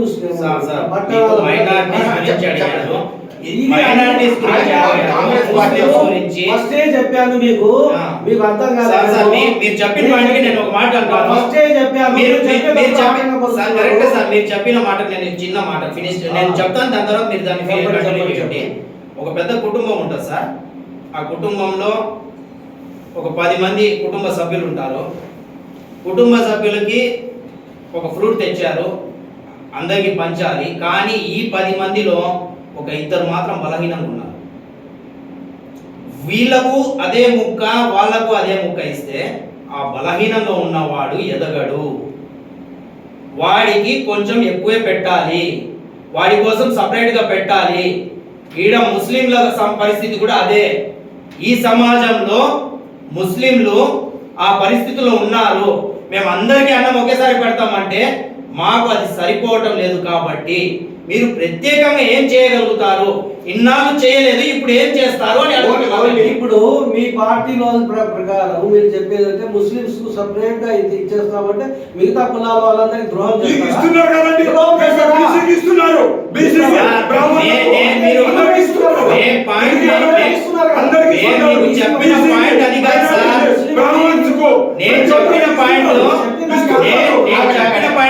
ద్రోహం చేసి వీళ్ళకి ఇవ్వమని లేదు. ఇక్కడ దాని స్థాయిని పెంచాలి. దాని స్థాయిని పెంచి ముస్లింల కోసము బలహీన పడ్డారు, పూర్తిగా దిగువ రేఖలో వెళ్ళిపోయారు. కాబట్టి వాళ్ళకు సచార్ కమిటీ నివేదిక, సచార్ కమిటీలో పూర్తిగా అక్కడ టైంలో ఉన్న సచార్ కమిటీ పెద్దలందరూ మీ పార్టీ ఉద్దేశం మీ కోరికలు వేరు ఉంటాయి. ఇప్పుడు మీరు ఏం చేస్తారు అంటే అది చేస్తే మీరు చెప్పారు. మైనార్టీలకు సంబంధించి మీ పార్టీ ఏం చేస్తారో మైనారిటీ చెప్పండి. ఏం చేయమని అందరికీ ఓటేస్తామంటున్నారు కదా వీళ్ళు. మైనారిటీకి మైనారిటీలకు సంబంధించి మొత్తం కలిపేస్తామంటున్నారు కదా. మైనారిటీలు ఒక్కలకే అని కాదు, అందరికీ ఇస్తామంటున్నారు వాళ్ళు. సెక్యులర్ పార్టీ మాది. ఆ, సెక్యులర్ అంటే పార్టీ మైనారిటీ కూడా సమాధానం ఆ పార్టీ విభజించటం లేదు మేము. అలా ఉండదు సార్. వీళ్ళు ఏమైనా పోటీ ఇప్పుడు ఆ రకంగా చెప్పింటే ఈ రోజు దళితుల పరిస్థితి ఎక్కడికో వెళ్ళిపోయేది. ఈ రోజు ఎస్సీలకు ప్రత్యేక చట్టాలు పెట్టడం వల్ల వాళ్ళ ఆర్థిక పురోగతి ముందుకు తీసుకునే విధంగా వాళ్ళ రాజ్యాధికారాల్లో చట్టాలు కల్పించడానికి ఆ రోజు తీసుకున్న యాక్షన్ ప్లాన్ వల్ల ఈ రోజు దాదాపుగా అయినా కానీ ఇప్పుడు కూడా వెనకపడే ఉన్నారు. కానీ ఆ పరిస్థితులకు వాళ్ళు అధిగమించి ముందుకు వచ్చిన పరిస్థితులు ఇప్పుడైతే అదే పరిస్థితుల్లో మమ్మల్ని నవాబులు అంటూ ఈరోజు మేము ఇంట్లోకి వెళ్తే పూట అన్నం ఉంటుందా లేదా, ఈరోజు పనికి వెళ్ళకపోతే మీ హామీ చెప్పండి సార్ నేను చెప్తాను వినండి. హామీ వాళ్ళు చెప్పిన మాటే చెప్తున్నాను. చర్చలు అయిపోయినాయి. హామీ చెప్పండి సార్. నేను అదే చెప్తున్నాను హామీ సార్. ఇచ్చారు వాళ్ళు. సార్ ఏమన్నాడంటే మీరు మైనార్టీల పట్ల మీ పార్టీ యొక్క అభిప్రాయం ఏంటి అంటే, మేము మైనార్టీలు అనే కాదు అందరినీ సమానంగా చూసే విధానం మా పార్టీది అని అంటున్నారు. మీ యొక్క పార్టీ విధానం చెప్పండి, ముగిద్దాం. మేమైతే సార్ గత ప్రభుత్వం లాగా హామీలు ఇచ్చి చేతులు ఎత్తేసి మేము అన్నీ చేశామని అబద్ధాలు చెప్పడం లేదు. పాయింట్ 1. పాయింట్ 2, గత ప్రభుత్వంలో దుల్హన్ పథకానికి తీవ్రమైన ఆంక్షలు పెట్టారు. ఆ ఆంక్షలు లేకుండా దుల్హన్ పథకానికి ముందుకు తీసుకుని వెళ్తున్నాము. పాయింట్ నెంబర్ 2, అదేవిధంగా ముస్లింలకు సంక్షేమాలు చెప్తున్నాం ముందు, తర్వాత రక్షణ గురించి చెప్తాను. ముస్లింలకు 50 ఏళ్ళు నిండంగానే పెన్షన్ అమలు అయ్యే విధంగా చర్యలు తీసుకోబోతున్నది రేపు మన కూటమి. అదేవిధంగా నూరు భాషకు ప్రత్యేక కార్పొరేషన్ ఏర్పాటు చేసి 100 కోట్లతో వాళ్లకు ఒక ప్రత్యేక నిధులు ఏర్పాటు చేయడం జరుగుతుంది. అదేవిధంగా మైనారిటీ కార్పొరేషన్, ఫైనాన్స్ కార్పొరేషన్ ద్వారా ఎటువంటి ఆంక్షలు లేకుండా వడ్డీ లేని 5 లక్షల ఆర్థిక పురోగతి కోసం 5 లక్షల రుణాలు ఇవ్వడం జరుగుతుంది. అదేవిధంగా ముస్లింల మసీదుల్లో మౌజున్లకు ఇమాంలకు సంబంధించి 10,000 వేతనం, మరి 5,000 గౌరవ వేతనంగా అందించడం జరుగుతుంది. 5,000 ఎక్స్ట్రా మసీదులలో మెయింటెనెన్స్. ఇవి కాకుండా హజ్కు వెళ్ళడానికి ముస్లింలకు సంబంధించి 1,00,000 రూపాయలు ఆర్థిక సహాయం చేయడం జరుగుతుంది. వీటన్నిటిపైన ముస్లింలకు ప్రత్యేక రక్షణ చట్టం రావాలి. ఆ రక్షణ చట్టంలో ముస్లింలు ముందుకెళ్లాలనే ఉద్దేశంతో ముస్లింలకు సబ్ ప్లాన్ ఏర్పాటు చేయడం జరుగుతుంది. మేనిఫెస్టోలో ఉందంటారు. అదే చెప్తున్నాం సార్. ముస్లింలకు ప్రత్యేక సబ్ ప్లాన్ చట్టం ఏర్పాటు చేయడం జరుగుతుంది. దానిలో భాగంగా ముస్లింలకు ప్రత్యేక రక్షణ కల్పించబోతున్నారు. బీసీలకు ప్రత్యేక రక్షణ కల్పించబోతున్నారు. ఖచ్చితంగా మా ప్రభుత్వము ముస్లింలకే కాదు ఈ సమాజానికే ఒక రక్షణ వలయంగా ఏర్పడి జనరంజకమైన పాలన అందిస్తుంది. ఇక్కడ మాత్రం ఖచ్చితంగా ఈ రాష్ట్రంలో చంద్రబాబు గారి, పవన్ కళ్యాణ్ గారి గవర్నెన్సే నడుస్తుంది. ఇక్కడ ఏ ఒక్కరి పెత్తనం నడవదు. ఇక్కడ రాజకీయంలో భాగంగా కొన్ని పార్టీలతో కొన్ని సందర్భాల్లో ఒక బలమైన శత్రువుని ఎదుర్కోవడానికి ఖచ్చితంగా అలయన్స్ అనేవి ఏర్పడతాయి. ఇది కొత్తేమి కాదు రాజకీయాల్లో. గతంలో Congress party, BJP dead against పార్టీలు మరి గ్రౌండ్ లెవెల్లో వచ్చినప్పుడు, మరి మున్సిపల్ ఎలక్షన్స్ లేకపోతే అలాంటి గ్రామ ఎలక్షన్స్ వచ్చినప్పుడు స్నేహస్తం అందించుకొని ఎలక్షన్స్ చేసుకున్న పరిస్థితులు కూడా చాలా చోట్ల ఉన్నాయి. ఇక్కడ వెనకబడిన పరిస్థితుల్లో మైనారిటీలు ఉన్నారు, ముస్లింలు ఉన్నారు. దాన్ని ఆదుకోవడానికే మేము మా పార్టీ, మా కూటమి ఖచ్చితంగా దాన్ని ముందుకు తీసుకొని వెళ్తాము. ముస్లింల అభివృద్ధికి పాటుపడతాము. ముస్లింలకు ఎక్కడ ఎటువంటి గాయం కాకుండా చూసుకుంటామనే బాధ్యతగా పవన్ కళ్యాణ్ గారు పలుమార్లు చెప్పారు, చంద్రబాబు గారు పలుమార్లు చెప్పారు, పదే చెప్తానే ఉన్నారు. చెప్పినా చెప్పలేదని తప్పుడు ప్రచారాలు చేస్తున్నారు. మరి నా చివరి మాటగా నేను చెప్తున్నాను, 4% రిజర్వేషన్ నిన్నటిదాకా కోర్టులో చంద్రబాబు గారు పోరాడుతూనే ఉన్నారు. రేపు ప్రభుత్వం ఏర్పడిన తర్వాత దానికి పూర్తి రక్షణ కల్పించే బాధ్యత కూడా మాదే ఉంటుంది. అదేవిధంగా ముస్లింలకు బుర్ఖాలు తీయిస్తారు. అది ఎవడి తరం కాదు. అది ఎక్కడైనా కానీ ఈ విషయంలో అందరికన్నా ముందు మా నాయకుడు పవన్ కళ్యాణ్ గారు తిరగబడతారు. అలాంటి విషయంలో అయితే ఇదే విధంగా మసీదులు కూల్చేస్తారు. ఎక్కడ కూల్చేస్తారండి? ఎక్కడ కూల్చేస్తారు? ఎందుకు కూల్చేస్తారు? అలాంటి దుష్ప్రచారాలు మానుకోండి. తప్పుడు తప్పుడు ప్రచారము సమాజంలో తీసుకొని వెళ్ళొద్దు. అలాంటి పరిస్థితులు ఏమీ లేవు. ఇక్కడ మా గవర్నెన్స్ అనేది ఖచ్చితంగా అది మీరు రేపు 5 సంవత్సరాల తర్వాత అప్రిషియేట్ చేసే విధంగా ఉంటుంది తప్పించి ఎక్కడ కూడా ఏ మనిషిని ఏ సమాజాన్ని ఏ జాతిని ఇబ్బంది కలిగించే విధంగా ఉండదని మా మేనిఫెస్టో ఒకసారి చదవండి. ఎక్కడైనా మీకు అలాంటి పరిస్థితి కనిపిస్తే మీరు మళ్ళీ ఈ డిబేట్లో మేము మళ్ళీ ఒకసారి పాల్గొందాము. మీకు ఖచ్చితంగా దానికి మేము సమాధానం చెప్తామని చెప్పండి సార్. ఈరోజు చంద్రబాబు నాయుడు గారు, పవన్ కళ్యాణ్ ఇద్దరు కలిసి మేనిఫెస్టో రిలీజ్ చేశారు. ఏమని మైనార్టీకి, ఇందాక కాంగ్రెస్ పార్టీ వాళ్ళు ఏం చెప్పారు, అందరికీ కలిపి అన్నారు. వీళ్ళు కూడా అందరికీ ఎందుకు ఇవ్వడం లేదా? ఎస్సీ ఎస్టీకి ఇవ్వలేదు కదా, బీసీకి ఇవ్వలేదా? మైనార్టీకి అందరికీ ఇస్తున్నారు. చంద్రబాబు నాయుడు, పవన్ కళ్యాణ్ అందరికీ కలిపే ఇస్తున్నారు. ఇప్పుడు ఆ రోజు విదేశీ విద్యని పెట్టారు చంద్రబాబు నాయుడు. ఆ రోజు మైనార్టీలో అడుగున ఉన్నారనే ఫారెన్ బయటికి పోయి చదువుకోవాలంటే శక్తి లేదు కాబట్టి విదేశీ విద్య పెట్టారు. మళ్ళీ విదేశీ విద్య కంటిన్యూ చేస్తున్నారు. ఆ రోజు మసీదులకు రిపేర్ చేసుకొని చేత కాదు, ఏది చున్నం కొట్టుకొని చేత కాదు, అలాంటిది 20,000 రూపాయలు ఇచ్చారు రంజాన్ నెలలో. రంజాన్ తోఫా బీదోళ్ళు ఇస్లాంలో ఎట్లా ఉందంటే దాంట్లో జకాత్ అంటారు. మా వచ్చిన ఇన్కంలో 2.5 తీసి బీదోళ్ళకి ఇవ్వాలి. అలాంటి పరిస్థితి ఉంది కాబట్టి చంద్రబాబు నాయుడు గారు అంటే రంజాన్ తోఫా ఇచ్చారు. అదే తోఫా మళ్ళీ ఇస్తామంటున్నారు. మసీదులకు ఇమాములకు ఆ రోజు ఇచ్చారు. ఆ రోజు ఇచ్చింది మళ్ళీ ఈరోజు 15,000 ఇచ్చి మసీదు డెవలప్మెంట్ చేయడానికి మళ్ళీ ఎక్సెస్ 5,000 ఇస్తామంటున్నారు. మళ్ళీ ఇప్పుడు హజ్కి వెళ్ళాలంటే ప్రతి ఒక్కరి కోరిక జీవితంలో ఒక్కసారైనా హజ్కు వెళ్ళాలనేది ఒకటి ఉంది. ఆ రోజు హజ్ హౌజులు కట్టారు కడపలో, విజయవాడలో. అది అట్లానే పడేస్తారు. మళ్ళీ అది కంటిన్యూ చేసి మళ్ళీ రేపు హజ్కు వెళ్ళడానికి మనకు అవకాశం కల్పిస్తామంటున్నారు. రెండోది ఇప్పుడు వితౌట్ ఇంట్రెస్ట్గా 5 లక్షలు ఇస్తామంటున్నారు. ఇట్లా ప్రతి ఒక్కటి మా మేనిఫెస్టోలో స్వచ్ఛందంగా బయటికి రిలీజ్ చేశాము. చేసినట్టుగా చంద్రబాబు నాయుడు 100% అది మళ్ళీ డెవలప్మెంట్ చేస్తారు. ఎందుకంటే ఇప్పుడు జగన్ ఉన్నారు, అన్ని బట్టలు నొక్కుతున్నారు. ఈ రోజు ఎక్కడైనా చూడండి మైనార్టీలో అదో చంద్రబాబు నాయుడు మసీదులోకి ఇచ్చిన డబ్బులే ఉన్నాయి కానీ ఒక్క మసీదుకు డెవలప్మెంట్ మళ్ళీ కొత్తది ఏమన్నా ఇచ్చారో ఈ రోజు వరకు ఒక్క కొత్త మసీదుకి ఇచ్చిన పాపాన పోలే. కొన్ని మసీదులు పల్లెలలో ఉన్నాయి, కట్టుకున్నారు, చేతగాక తాళాలు వేశారు. మళ్ళీ చంద్రబాబు నాయుడు ఇప్పుడు ఉన్న మసీదులో కాక మళ్ళీ రేపు కొత్తగా ఉన్న మసీదులో కూడా నేను కూడా వక్ బోర్డు డైరెక్టర్గా చేశా. జిల్లా మొత్తం తిరిగి చూసా.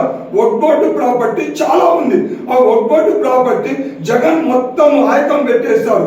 ఎక్కడ లేదు మా ప్రాపర్టీ అండి. ఆయన ఎవరు ఆయకం పెట్టడానికి, ఆయన ఎవరు అమ్ముకోవడానికి? ఆ వక్ బోర్డు ప్రాపర్టీ మైనార్టీకి పంచుతున్నారు. ఏమి ఇప్పుడు ఇందాక అన్నారు మన కాంగ్రెస్ పార్టీ వాళ్ళు, వీళ్ళు ఒక్కటి ప్రాపర్టీ అందులో కొన్ని వేల కోట్లు ఉన్నాయండి స్టేట్లో. ఆ ప్రాపర్టీ మైనార్టీ ప్రాపర్టీ కాదు, మైనార్టీకి హక్కు ఉంది ఇస్లాం తరపుగా కూడా. అందుకని చంద్రబాబు నాయుడు గారు దుల్హన్ పథకం పెట్టారండి. ఆ రోజు దుల్హన్ పథకం అంటే మైనార్టీలో చాలా అడుగులు ఉన్నారు. మ్యారేజ్ చేయించాత కాకుండా కట్నాలు అంటున్నారు, జేజ్ అంటున్నారు.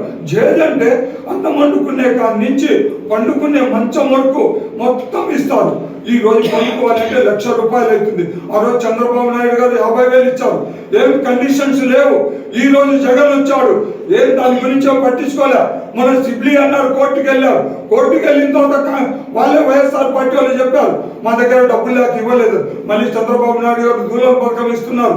విదేశీ విద్య అన్ని మా మేనిఫెస్టోలు ఉన్నాయి. చంద్రబాబు ఈ పవన్ కళ్యాణ్ వీళ్ళిద్దరు కలిసి మైనార్టీకి మేనిఫెస్టోలో ఏమేమి ఉన్నాయో అన్ని 100% సక్సెస్ చేస్తారనే ఉద్దేశంగా మీకు ఈ సమావేశంగా తెలుపుతున్నాం. ఈ సందర్భంగా మీరు మన తెలుగుదేశం పార్టీకి అభ్యర్థిగా ఉన్నటువంటి కందుల నారాయణ రెడ్డి గారు మీ యొక్క వాదనను సమర్థించి మీ ద్వారా మీరు ఇప్పుడు అన్న మాటలు మీ యొక్క ఏదైతే మీరు ఈ చర్చా వేదికలో బహిర్గతం చేసిన మాటలను మీరు రేపే నారాయణ రెడ్డి గారి ద్వారా ప్రజలకు తెలియజెప్పగలరంటారా? 100% నారాయణ రెడ్డి గారు ఈ రోజు పెట్టండి, డిబేట్ పెట్టండి. నారాయణ రెడ్డి గారు వస్తారు మీ ద్వారా పబ్లిక్ గా ఎల్లుండి ఎలాగా మైనార్టీ మీటింగ్ ఉంది. మైనార్టీ సభా వేదికగా మేము చేయబోయే హామీలు చెప్తాము, నారాయణ రెడ్డి గారి ఇప్పుడు దాకా చేసిన సేవకు తెలియజేస్తాము. అదే విధంగా రేపు రాబోయే రోజుల్లో చేయబోయే సేవ గురించి కూడా చెప్తాము. మంగళవారం రోజు మైనార్టీ మీటింగ్ పెట్టాము. మంగళవారం రోజు ఇదే మార్కాపురంలో పెట్టాము. ఆ రోజు చంద్రబాబు నాయుడు గారు వస్తారు, మా రాష్ట్ర నాయకులు గారు వస్తారు, ఈ జనసేన వాళ్ళు కూడా వస్తారు, అన్ని పార్టీల వాళ్ళు, ఈ మైనార్టీ వాళ్ళు కూడా రేపు వస్తున్నారు. ఆ రోజు పబ్లిక్ లో సభామూలకంగా చెప్పేస్తారు. నారాయణ రెడ్డి గారు ప్రజలకు, మైనార్టీ ప్రజలకు మీరు తెలియవస్తారు. Okay, thank you. ఈ సందర్భం ఈ చర్చా వేదికకు వచ్చినటువంటి కాంగ్రెస్ పార్టీ నాయకులు శ్రీ అలీ జహీర్ గారికి మరియు జనసేన పార్టీ నాయకులైనటువంటి సయ్యద్ సాదిక్ గారికి, అలాగే తెలుగుదేశం పార్టీ నాయకులైనటువంటి పట్టణాధ్యక్షులు శ్రీ డాక్టర్ మౌలాలి గారికి సందర్భంగా ధన్యవాదాలు తెలియజేస్తున్నామండి. మీ ఈ యొక్క చర్చా వేదికలు నాకు తెలిసి అసంపూర్తిగానే మిగిలిపోయాయి. మీ యొక్క ప్రశ్నలకు సమాధానాలు ఒక పార్టీ చెప్పలేకపోయింది, అదే వైఎస్ఆర్ పార్టీ తెలియజేస్తూ ఈ చర్చా వేదిక ముగిస్తున్నాం.